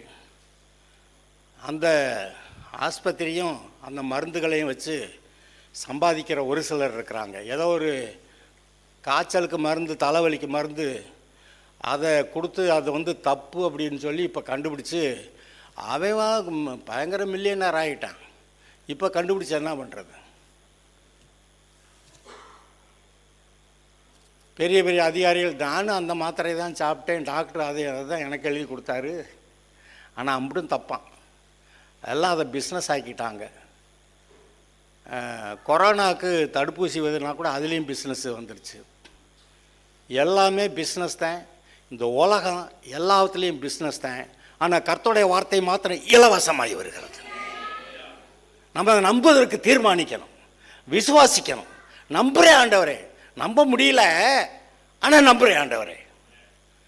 என்னது? நம்ப முடியலை ஆனால் நம்புகிறேன். நீர் சொன்னது தான் சரி, நீர் சொன்னது தான் சத்தியம், நீர் சொன்னதை நான் நம்புகிறேன். இந்த சுகவீனமாக இருக்கிற போது, அந்த சுகவீனம் இருக்குது, நம்முடைய சரீரத்தை பாதிக்கிறது, நம்மை பலவீனப்படுத்துகிறது, இதெல்லாம் இருந்தாலும் நான் கர்த்தரை விசுவாசிக்கிறேன் அப்படி சொல்லணும். இதெல்லாம் இருந்தாலும் நான் சுகமானேன், என்னுடைய சுகத்துக்கான கிரயத்தை நீர் செலுத்திவிட்டேன், சுகத்தை சுதந்திரிக்கிறேன். என்னுடைய வீட்டார், என்னுடைய பிள்ளைகள் கர்த்தரால் போதிக்கப்பட்டு இருப்பார்கள். அது ஏட்டிக்கு போட்டியா பேசலாம், ஆனால் கர்த்தரால் போதிக்கப்பட்டு இருப்பார்கள். ஏட்டிக்கு போட்டியா பேசுதா ஆண்டவரே, ஆனால் நான் சொல்கிறேன்றார், கர்த்தரால் போதிக்கப்பட்டிருப்பார்கள். அவருடைய சமாதானம் பெரிதாக இருக்கும். ஏன்னா நம்மை வளர்க்கிறவர் அவனோ இல்லை, கர்த்தர். அவர் நமக்கு இருதயத்திலே விசுவாசத்தை துவக்குகிறார், வளர்க்கிறார், பூரணமாக்குகிறார். அவர் அழைத்த அழைப்பை உங்களுடைய வாழ்க்கையிலே நிறைவேற்றுகிறார். ஆபிரகாமை எதற்கு அழைச்சாரோ அதை நிறைவேற்றிட்டார். ஈசாக்கு எதுக்கு அழைச்சாரோ அதை நிறைவேற்றினார். யாக்கோபு எதற்கு அழைச்சாரோ அதை, இந்த இப்போதான் வாஸ்தமானமா, யாக்கோபு பெரிய ஏணி இருந்துச்சான், மேலே கர்த்தர் இருந்தாராம், நீ போயிட்டு திரும்பி வர வரைக்கும் நான் உன்னை விட்டு விலகுவதில்லை சொன்னார். அவன் திரும்ப வந்தப்போ பிடிச்சிக்கிட்டாரு, ஒழுங்காக போய் பெத்தல்ல பலியிடு, இல்லாட்டி செத்தே போயிடுவேன். பலியிட சொன்னார், பலியிட்டான். அங்கே அந்த என்ன அந்த பொன் தங்க எல்லாத்தையும் மனைவிகள்கிட்ட இருந்து வாங்கி இது வெறுமனே நான் நட்டா செய்யினா மற்ற எதாவது போட்டிருந்தேன்னா பிரச்சனை இல்லை. நீ வேறு என்னத்தையும் கும்பிட்ற ஐட்டங்களெல்லாம் அதில் வச்சுருக்கியே, அது சரிப்படாதுன்னு அந்த கும்பிட்ற ஐட்டங்களெல்லாம் அதெல்லாம் எடுத்து கருவாளி மரத்தடியில் புதைச்சிட்டு இனிமேல் அங்கே போகிறப்போ ஒழுங்காக போகணும் பார்த்துக்க அப்படி சொல்லி மனைவிகள்கிட்ட பேசி, இல்லாட்டி கொன்னே விடுவார் இவர் அப்படின்னு சொல்லி குடும்பத்தையே பரிசுத்தமாக்கிட்டு பெத்தேலுக்கு போனானா. அங்கே போய் பலிக்கிட்டானா. அவனுக்கு விரோதமாக இருந்த ஜாதி ஜனமெல்லாம் இவனை கண்டு பயந்ததுனால இவனை பின் தொடரலையாம். சீக்கியமில் இவங்க 2 மயங்க போய் அந்த ஊரில் இருக்க ஆண் மக்கள் எல்லாரையும் போட்டு தள்ளிட்டானுங்க. என்னுடைய சகோதரியை அவன் கேவலப்படுத்தலாமோ? யாக்கோபு கேட்குற, என்னடா அப்படி பண்ணிக்கலன்னா, எங்கள் சகோதரி அவன் கேவலப்படுத்தலாமா? என்னமோ அவங்க நியாயம், அந்த 2 குமாரர்களோட நியாயம், அவன் போய் அதை நியாயத்தை செஞ்சுட்டு வந்துட்டேங்கிறான். இவன் என்ன பண்ணுறான், ஐயோ எல்லாருமா சேர்ந்து காணானியர்லாம் என்னை கொண்டு விடுவாங்களா அப்படிங்கிறான். அப்போ வேறு வழி, தப்புவதற்கு வழி உண்டு, அது இயேசு. கர்த்தர் சொன்னார், நீ உனக்கு தரிசனமாகிய அந்த தேவனுக்கு பெத்தேலில் போய் பலியிடுன்னு. பலியிட போனால் பிரச்சனையெல்லாம் தீர்ந்துச்சுங்க. எதிரிகள் எல்லாம் ஒதுக்கிட்டாங்க, பின் தொடரலை. நீங்கள் கர்த்தரை ஆராதிக்கிறவர்களாக இருந்தால் ஒரு எதிரியும் உன்னை ஒன்றும் செய்ய முடியாது. இப்போ நான் வாசித்தேன், கரி நெருப்பு போட்டு ஆயுதங்களை உருவாக்குற ஆளும் நான் தான், கெடுத்து நிற்கிறமாக்குற ஆளுகளை உண்டாக்குனது நான் தான். ஆனால் உனக்கு விரோதமாய் உருவாக்கப்படும் எந்த ஒரு ஆயுதமும் அவெல்லாம் இருக்காயா, ஆனால் உனக்கு விரோதமாய் உருவாக்கப்படும் எந்த ஒரு ஆயுதமும் வாய்க்காது. அக்கிரமக்காரன் இருக்கான், அவங்களை அடிக்கிறவங்க இருக்கான், கொள்றவங்க இருக்கிறவன் இருக்கான், அத்தனை உங்களெல்லாம் நாசமாக்கணுங்கிற பிசாசு கங்கணம் கட்டிக்கிட்டு இருக்குது. அதெல்லாம் ஜனங்கள் மூலமாக ஏவி விட்டுக்கிட்டு இருக்கு. ஆனால் கர்த்தர் சொல்லுகிறார், இவெல்லாம் இருக்கலாம், ஆனாலும் உனக்கு விரோதமாய் உருவாக்கப்படும் எந்த ஒரு ஆயுதமோ வாய்க்காதே போம். எத்தனை பேர் தைரியமாக சொல்ல முடியும்? மனசில் வெறுமன வாயில்ல, மனசில் சொல்லணும், எனக்கு விரோதமாய் உருவாக்கப்படும் எந்த ஒரு ஆயுதமோ சொல்லுங்க பார்க்கலாம். இன்னொரு தடவை. ஏதோ கர்த்தருடைய வார்த்தைகளை சொல்லி நான் உங்களுடைய இருதயத்தை உரமேற்ற வேண்டும். சும்மா ஏதாவது வந்தங்க, அதை ஒன்று சொன்னீங்க போனீங்க, அது எனக்கு வேண்டியதில்லை. அப்படியெல்லாம் நான் வேலையை ரிசைன் பண்ணிட்டு நான் இங்கே வந்தேன். என்னத்துக்கிடான்னா, இது அந்த வேலையை செய்கிறதுக்கெல்லாம் நிறைய பேருக்கு வேலை கிடைக்கலன்னு இருக்கிறாங்க. அது 1000 பேர் இருக்காங்க. ஆனால் இந்த சுவிசேஷத்தை அறிவிக்க, தேவனுடைய வார்த்தைகளை சொல்ல, அவருடைய வழிகளில் ஜனங்களை நடத்த அதுக்கேற்ற மாதிரி ஆளுங்க நிறையா இல்லை. அதனால் நான் வேலையை ரிசைன் பண்ணிட்டு போகிறேன்ட்டு வந்தேன். I have a purpose. என்னுடைய இருதயத்தில் ஒரு நோக்கம் உண்டு. எதற்காக வருகிறேன்? என்னிடத்தில் வருகிற எல்லாரிடத்திலையும் சுவிசேஷத்தை சொல்லுவேன்.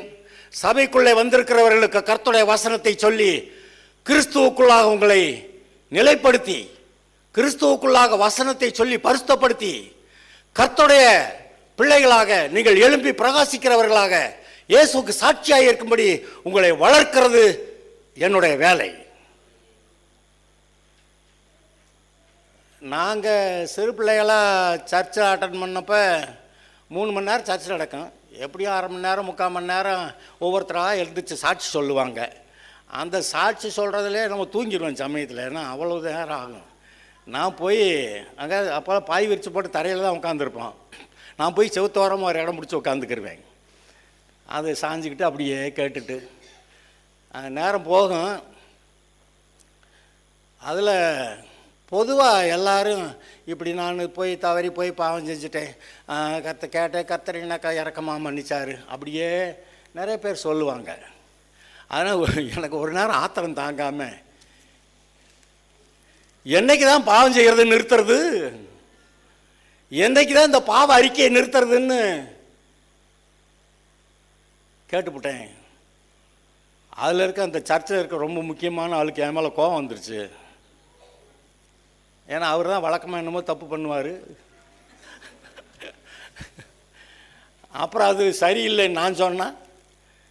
பிசாசு கூட சொல்ல, நீ எப்படி சொல்கிறேன், நான் வந்தாலும் என்ன அந்த ஆள் பாஸ்டர்கிட்ட வேறு என்னத்தையே பேசி என்னத்தையே கரெக்ட் பண்ணிட்டார் போல். அவர் பாஸ்டர் என்கிட்ட வந்து என்ன அப்படி சொல்கிறேன்னு சொல்லிட்டு அந்த மாதிரி அதை நினச்சிக்கிட்டு இருந்தார். அவ்வளோதான்யா, பாவம் செய்யக்கூடாதுன்னா செய்யக்கூடாது. சும்மா அங்கே விழுந்தேன் அங்கே விழுந்தேன், எங்கே போய் விழுகிற? அதாவது தவறி விழுந்தால் பரவாயில்ல, விழுகணும்னு நினச்சி இதில் போய் விழுகணும் அப்படின்னு அதை தான் செய்யக்கூடாதுன்றான். தவறி விழுந்தவன் எந்திரிச்சு ஓடிடுவான். அங்கே ஐயோ சேத்துல எல்லாம் விழுந்துட்டான், சீக்கிரமாக இடத்த காலி பண்ண போய் எங்கன கழுவணுமோ கழுவு தொட சுத்தமாக்கி. அது தவறி விழுந்தவன் தன்னை உடனே எந்திரிச்சு ஓடுவான். ஆனால் தானாக விழுந்தவன் பப்பரக்கான அங்கேயே படுத்து கிடப்பான் பாருங்க. அவனை எந்திரிடானா எந்திரிக்க மாட்டான். இதுக்கு விழுகிறதுக்கு தானே வந்தேன் நானுங்கிறான். அந்த சேத்துல விழுகிறதுக்காக போகிறோம். நம்மளால் காப்பாற்ற முடியாதுங்க. அவனை காப்பாற்ற போனால் நம்மளை சேராக்கிடுவான். நீங்கள் தேவனால் தெரிந்து கொள்ளப்பட்டவர்கள், விசுவாசத்தை துவக்குகிறவரும்.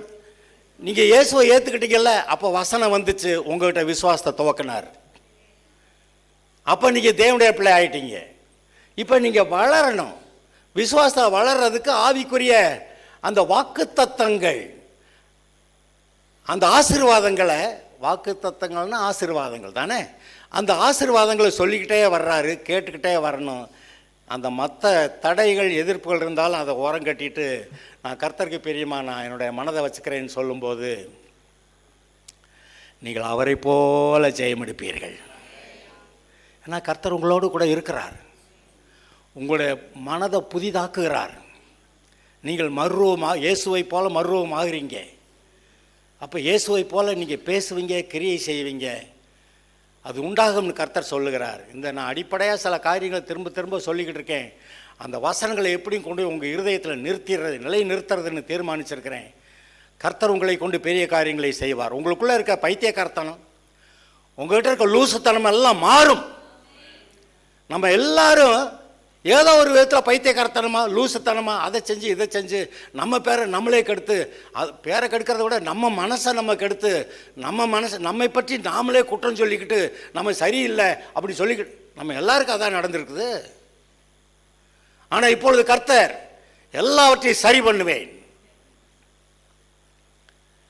என்னுடைய ஆசீர்வாத வார்த்தைகளால் உன்னுடைய இருதயத்தை நிரப்புவேன், சாபத்தின் வார்த்தைகளை உன்னை விட்டு விலக்குவேன், நீக்குவேன், பாவங்களை நீக்குவேன், என்ற இரத்தத்தால் உன்னை கழுவுவேன், வார்த்தையினாலும் உன்னை கழுவுவேன், பரிசுத்த ஆவியினாலும் உன்னை கழுவுவேன். அப்படி வர்றாரு. அது வர்றதுனால தான் பரிசுத்த ஆவியானவர் தான் நமக்குள்ளே இருக்க மனசாட்சி இருக்கிற குற்ற மனசாட்சியை போக்குது. பரிசுத்த ஆவியானவர் வந்து நம்ம பாவங்களெல்லாம் போக்கிட்டேன்னு சொல்லி அப்படி சொல்லும்போது நமக்குள்ளே மனதில் இருக்க குற்ற மனசாட்சி நீக்கப்படுகிறது. அந்த எபிரேயர் 9:14 அது உங்களுடைய மனதுக்குள்ளே 9:14 நித்திய ஆவியினாலே தம்மை தாமே பழுதற்ற பலியாக தேவனுக்கு ஒப்பு கொடுத்த கிறிஸ்துவனுடைய ரத்தம் ஜீவனுள்ள தேவனுக்கு அப்பதான் ஊழியம் செய்ய முடியும். இந்த மனசாட்சி சுத்தமானவன் ஊழியம் செய்ய முடியும், இல்லாட்டி ஊழியம் செய்ய முடியாது. அப்படி ஊழியம் செய்வதற்கு உங்களுடைய மனசாட்சியை செத்த கிரியைகளற சுத்திகரிக்கிறது. எவ்வளவு நிச்சயம் வேற, இது வேற.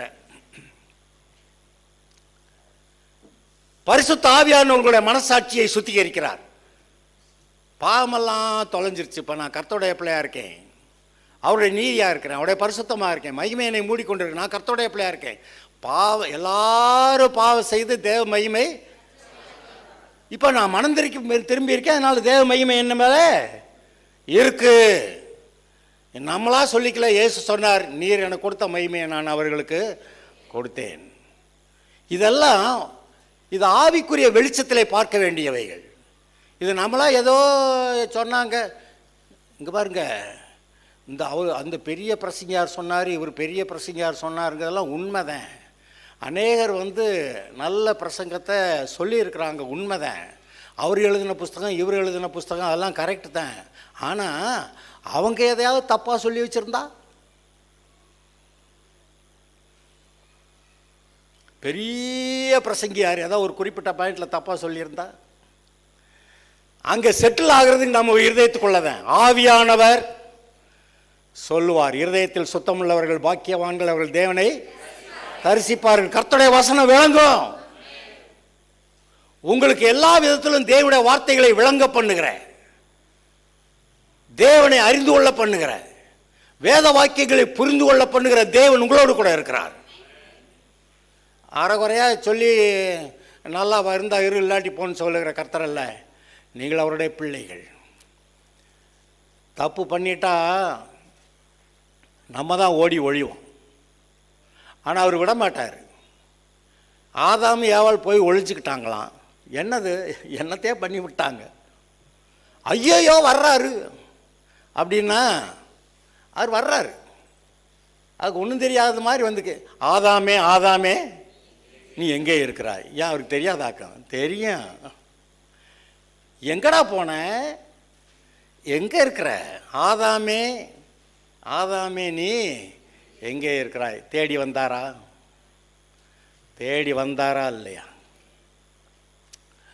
ஒவ்வொரு தடவையும் நம்ம ஏதாவது தப்பு பண்ணிட்டா நமக்கு தான் ஐயோ இந்த ஆண்டவர் முகத்தில் எப்படி முழிக்கிறது. ஆனால் அவர் வருவார், டேய் வருவார். ஆமாம், ஆண்டவரே ஸ்தோத்திரம் சொல்லிட்டு இருந்தா உன்னை சரி பண்ணுறேன்றாரு. அந்த ஆதாமுக்கு அவனை என்ன சொல்லி அவனை தேத்த முடியாது. அவன் நிமித்தம் பூமி சபிக்கப்பட்டது. பூமி தன் பலனை கொடுக்கல. நெற்றி வேர்வை சிந்தி தான் சாப்பிடணும். ராஜாவாக இருந்து அதிகாரம் பண்ணிக்கிட்டு சாப்பிட்டுக்கிட்டு இருக்க வேண்டிய ஆள் சாப்பாட்டுக்காக வேலை செஞ்சுக்கிட்டு இருக்கிறான். இப்போ அப்படி ஆள்கிட்ட கர்த்தர் வந்து சொல்கிறார், இருந்தா உனக்கு ஒரு நல்ல வஸ்திரம், ஒரு ஆடு அடிக்கப்பட்டு உனக்கு தோல் உடை. என்னது? மீட்பு. You are to be restored. நீ இழந்து போன எல்லா நன்மையை திரும்ப பெறுவதற்காக உனக்காக இயேசு ஒருவர் அடிக்கப்பட்டிருக்கிறார். அன்னைக்கு ஆரம்பித்தது.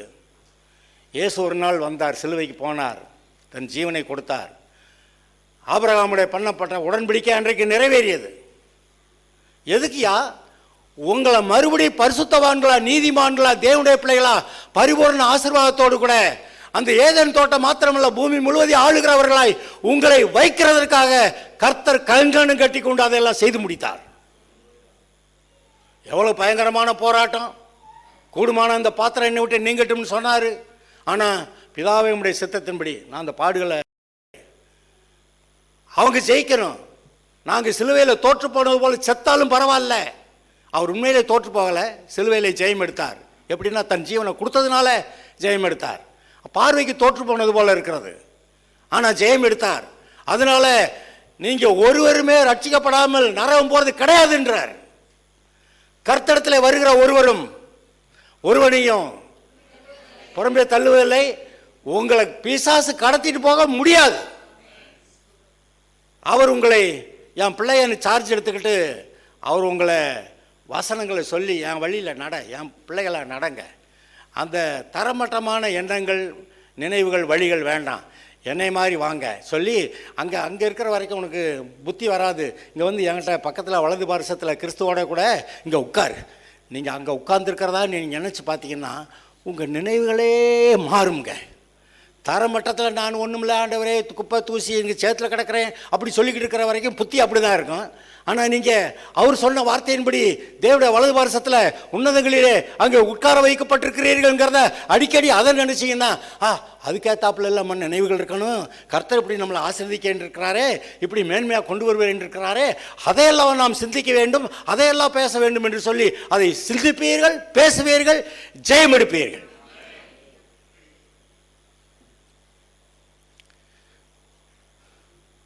நீங்கள் ஜெயிக்க வேண்டும். ஜெயத்தை கொடுக்கிறார். எப்படி சுகத்தை, எப்படி உங்களுக்கு ரட்சிப்பை கொடுத்தாரோ அப்படி உங்களுக்கு ஜெயத்தை கொடுக்கிறார்.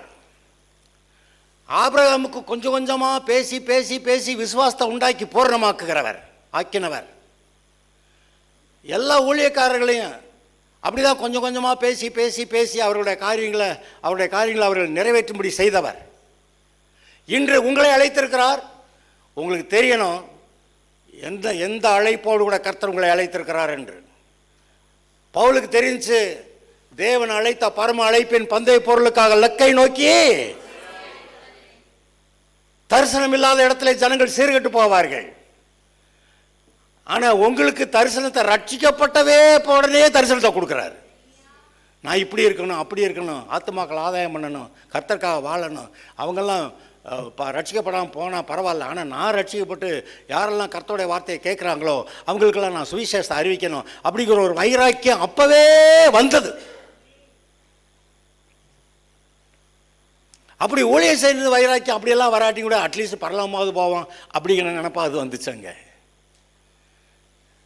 நான் ரட்சிக்கப்பட்ட காலத்திலேயே கர்த்தாவே இங்கே பூமியில் இருக்கிறப்ப ஏதாவது உருப்படியாக செய்யணும், கர்த்தர் நீர் கூட இருப்பீராக, நடத்துவீராக, என்னென்னமோ வரங்கள்லாம். முதல்ல வரங்கள் பற்றி ரொம்ப தீவிரமாக எங்களுக்கு அந்த வரம் இந்த வரம் வேணும்னா கேட்டுக்கிட்டு இருந்தேன். கடைசிக்கு பார்த்தா அந்த வரம் வச்சுருக்கிறவங்கெல்லாம் வசனத்தின்படி வாழ தெரியாமல் வரத்தை பயன்படுத்திக்கிட்டு இருக்கிறாங்க. பார்த்தேன், வசனத்தின்படி வாழாதவங்களுக்கு வரம் எதுக்கு? நம்ம வசனத்தின்படி வாழுவோன்னு முதல்ல தீர்மானித்தேன். அதுக்கு பிறகு கர்த்தர் என்ன செய்வார்னு எனக்கு தெரியும். உங்கள் ஒவ்வொருவரையும் அப்படி அழைத்திருக்கிறார் வசனத்தின்படி வாழ. அப்போ பரிசுத்த ஆவியானவர் உங்கள்கிட்ட விடுதலையோட கூட கிரியை செய்வார், உங்கள்கிட்ட பேசுவார், உங்களை நடத்துவார்.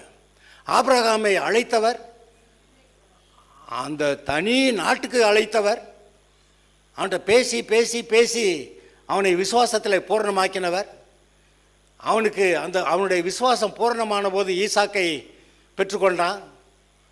அப்புறம் ஒரு விசுவாசம், இன்னொரு சோதனை, நீ உன்னுடைய குமாரனும் ஏத சோதனமாகிய அவனை எனக்கு பலியிடுனா. அடப்பாவியா, எவ்வளோ பாடுபட்டு இந்த ஈசாக்கை பெற்றுக்கொள்ள எவ்வளோ பிரயாசப்பட்டு பாடுபட்டான். கடைசிக்கு இவனே போட்டு தள்ளுறேன் கொல்லுன்றாரு. ஆனால் அவனை கொல்ல விடலை, மனசு இருக்கான்னு பார்த்தாரு. கடைசிக்கு அவனை பிள்ளையாண்டான் மேல் கையை போடாதே, அந்த வாரம் அங்கே ஒரு ஆடு கொம்பு சிக்கிட்டு கிடக்கு பற்றியா, அதான் இயேசு அடையாளமான ஆடு, அதை எடுத்து நீ பலியிடு. அப்போ அவன் சொன்னபடி பலி ஆடு காணான்னா அது கர்த்தருடைய பருவத்தில் பார்த்து கொண்டார்.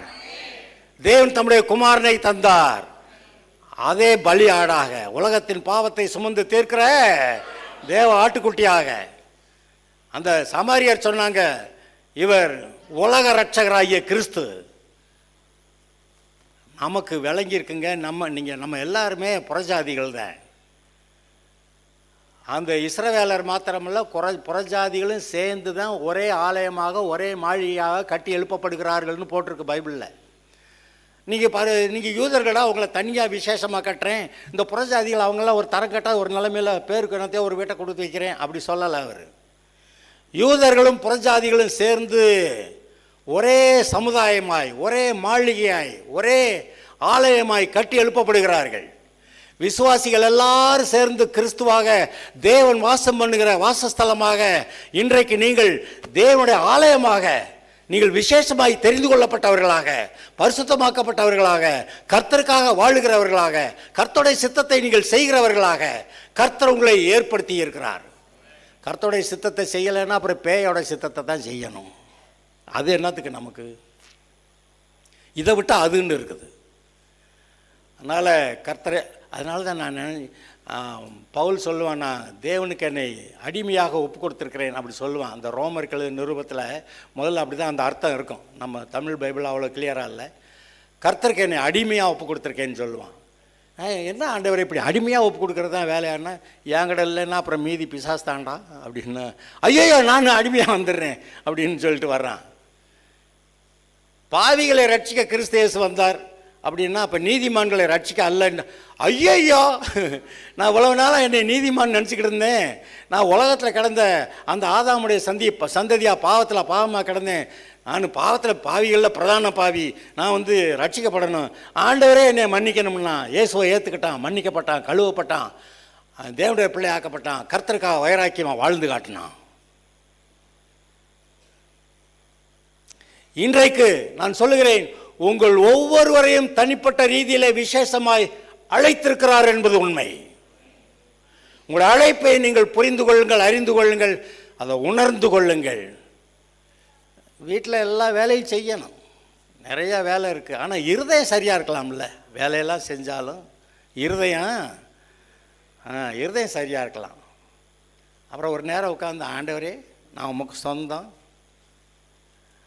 உம்மை விசுவாசிக்கிறேன், நீங்கள் என்னமோ சொன்னீங்களே இடத்துல விசுவாசமாக இருக்கிறவன் நான் செய்த கிரியைகளையும் அதை செய்வோம், அதை காட்டிலும் பெரிய கிரியைகளும் சொன்னீங்க, நீங்கள் சொன்னதை செய்யுங்க ஆண்டவரே. ஜெபம் ஈஸியாகிடுது. செய்யணும் ஆண்டவரே, செய்யணும் ஆண்டவரே. அது கஷ்டம், அது வேதனை, அது வருத்தம். நேராக போய் ஆண்டவரே என்னமோ சொன்னீங்க பார்த்தீங்களா,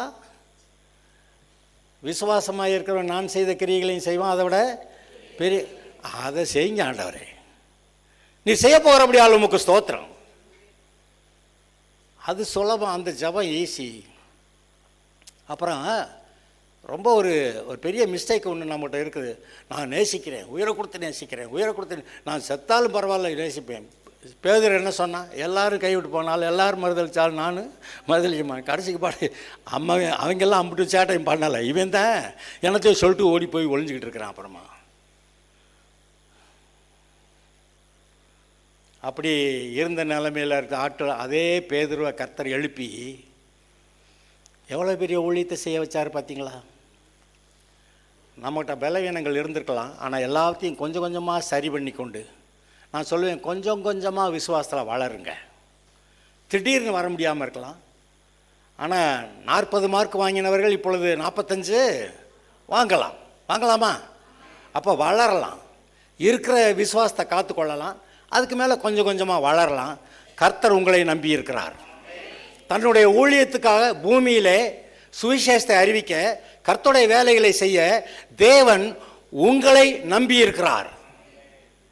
அவர் நினச்சா தேவதூதனை விட்டு போய் சுவிசேஷத்தை சொல்லியிருக்கலாம், ஒரே நாளில் சொல்லிவிடுவான்.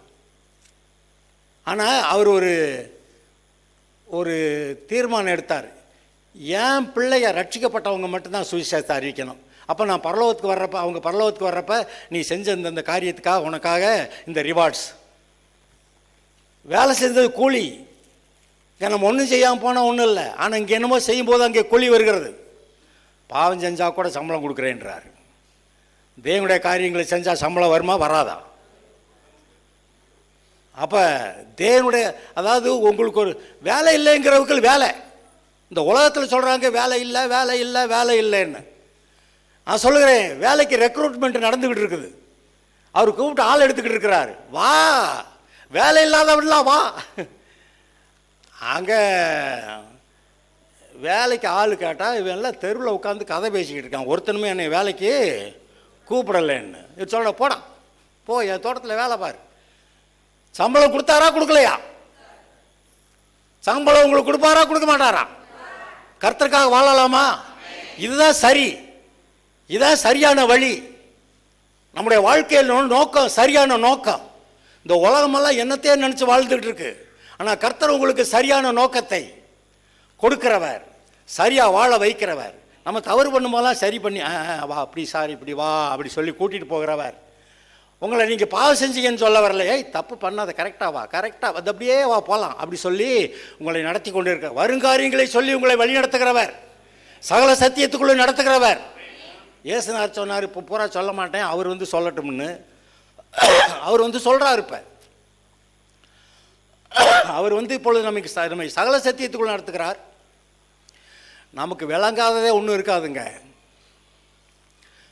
நமக்கு சகலத்தை விளங்க பண்ணுகிற பரிசுத்த ஆவியானவர், அவர் தேவனுடைய ஆழங்களை ஆராய்ந்திருக்கிறவர், தேவனை அறிகிற அறிவை பூரணமாய் கொடுக்க விரும்புகிறார். அவர் எதையும் மறைச்சி வைக்க விரும்பலை. உங்கள் மனசு மட்டும் வேணும்னு கேட்குறாரு. உன் மனசு ஏன்ட்டா இருக்கட்டும், அவ்வளோ வெளிப்பாடுகளையும் தர்றேன், என்னோட கூட சேர்ந்து நடந்து வா. அந்த 12 விசேஷங்களை அழைத்தார், அவங்களோட நடக்க வச்சார். இன்றைக்கு உங்களை அழைத்திருக்கிறார், ஜீவனுள்ள நாளெல்லாம் உங்களை நடத்துவார். அல்லேலூயா. ஜெயமான வாழ்க்கை உண்டு. எத்தனை பேர் சந்தோஷப்படுவீங்க? எல்லாரும் ஜெபம் பண்ணலாம். பொன்னான இயேசுவை புண்ணியர் நல் நேசரை கொண்டு செல்வம் பூலோகமெங்கும் அவர் ஒன்றே வழி என்று கூறுவோம். பொன்னான இயேசுவை புண்ணியர் நல் நேசரை கொண்டு செல்வம் பூலோகமெங்கும் அவர் ஒன்றே வழி என்று கூறுவோம். தேவனே வந்து நம்மை நடத்திடுவார், தேவை அறிந்து பயன்படுத்திடுவார். தேவனே வந்து நம்மை நடத்திடுவார், தேவை அறிந்து பயன்படுத்திடுவார். இயேசுவை புண்ணிய நல் நேசரை கொண்டு செல்வம் பூலோகமெங்கோ அவர் ஒன்றே வழி என்று கூறுவார். அவர் எலியா எலிசா மூலம் அற்புதம் செய்தார், இந்த நாளில் எங்கள் மூலம் நிச்சயம் செய்வார். அவர் எலியா எலிசா மூலம் அற்புதம் செய்தார், இந்த நாளில் எங்கள் மூலம் நிச்சயம் செய்வார். எத்தனையோ நோய்கள் அத்தனையும் போக்கு, எத்தனையோ நோய்கள் அத்தனையும் போக்கு, இயேசுவின் ரத்தத்தாலே ஜெயம் பெறுவோம். நாம் இயேசுவின் ரத்தத்தாலே ஜெயம் பெறுவோம். தேவனே வந்து நம்மை நடத்திடுவார், தேவை அறிந்து பயன்படுத்திடுவார்.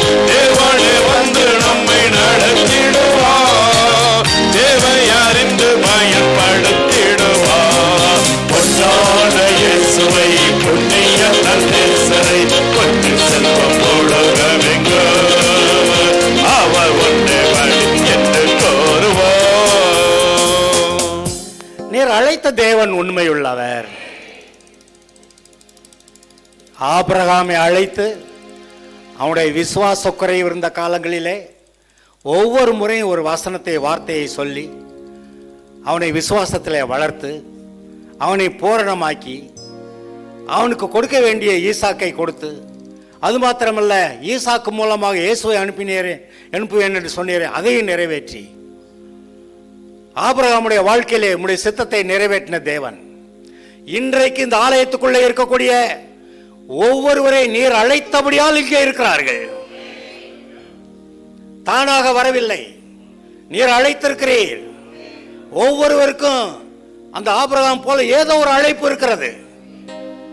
அவனுக்கு விசுவாசத்தை ஆரம்பித்தீர், விசுவாசத்தில் வளர்த்தீர், அதை நிறைவேற்றினீர், காரியங்களை சாதித்தீர். இன்றைக்கும் நான் ஜெபிக்கிறேன், உம்முடைய விருப்பத்தின்படியே உம்முடைய சித்தத்தின்படியே இவர்களுக்குள்ளே விசுவாசத்தை ஆரம்பித்தவர் அதை வளர்த்து கர்த்தாவே அதை பூரணமாக்குவீராக. உம்முடைய சித்தம் இவர்களுடைய வாழ்க்கையிலே பூரணமாய் நிறைவேறட்டும். இருக்க ஒவ்வொருவரை நீர் ஆசீர்வதிக்கணும் ஆண்டவரே. வானத்துக்குரிய பூமிக்குரிய ஆசீர்வாதங்களால் உடைய பிள்ளைகளை நிரப்பும். எப்பொழுதும் தேவ சமாதானத்தோடு சந்தோஷத்தோடு பரிசுத்த ஆவியிலே நிறைந்தவர்களாய் தேவ பலனை பெற்றவர்களாய் கர்த்தருக்காக வாழட்டும். எல்லாவற்றிலும் கர்த்தர் மகிமைப்படுகிறாக. உமக்கே ஸ்தோத்திரம். அல்லேலூயா.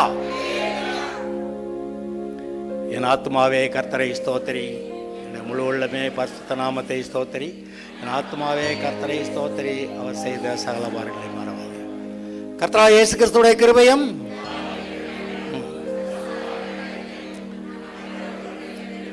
என்றென்று இருப்பாராக.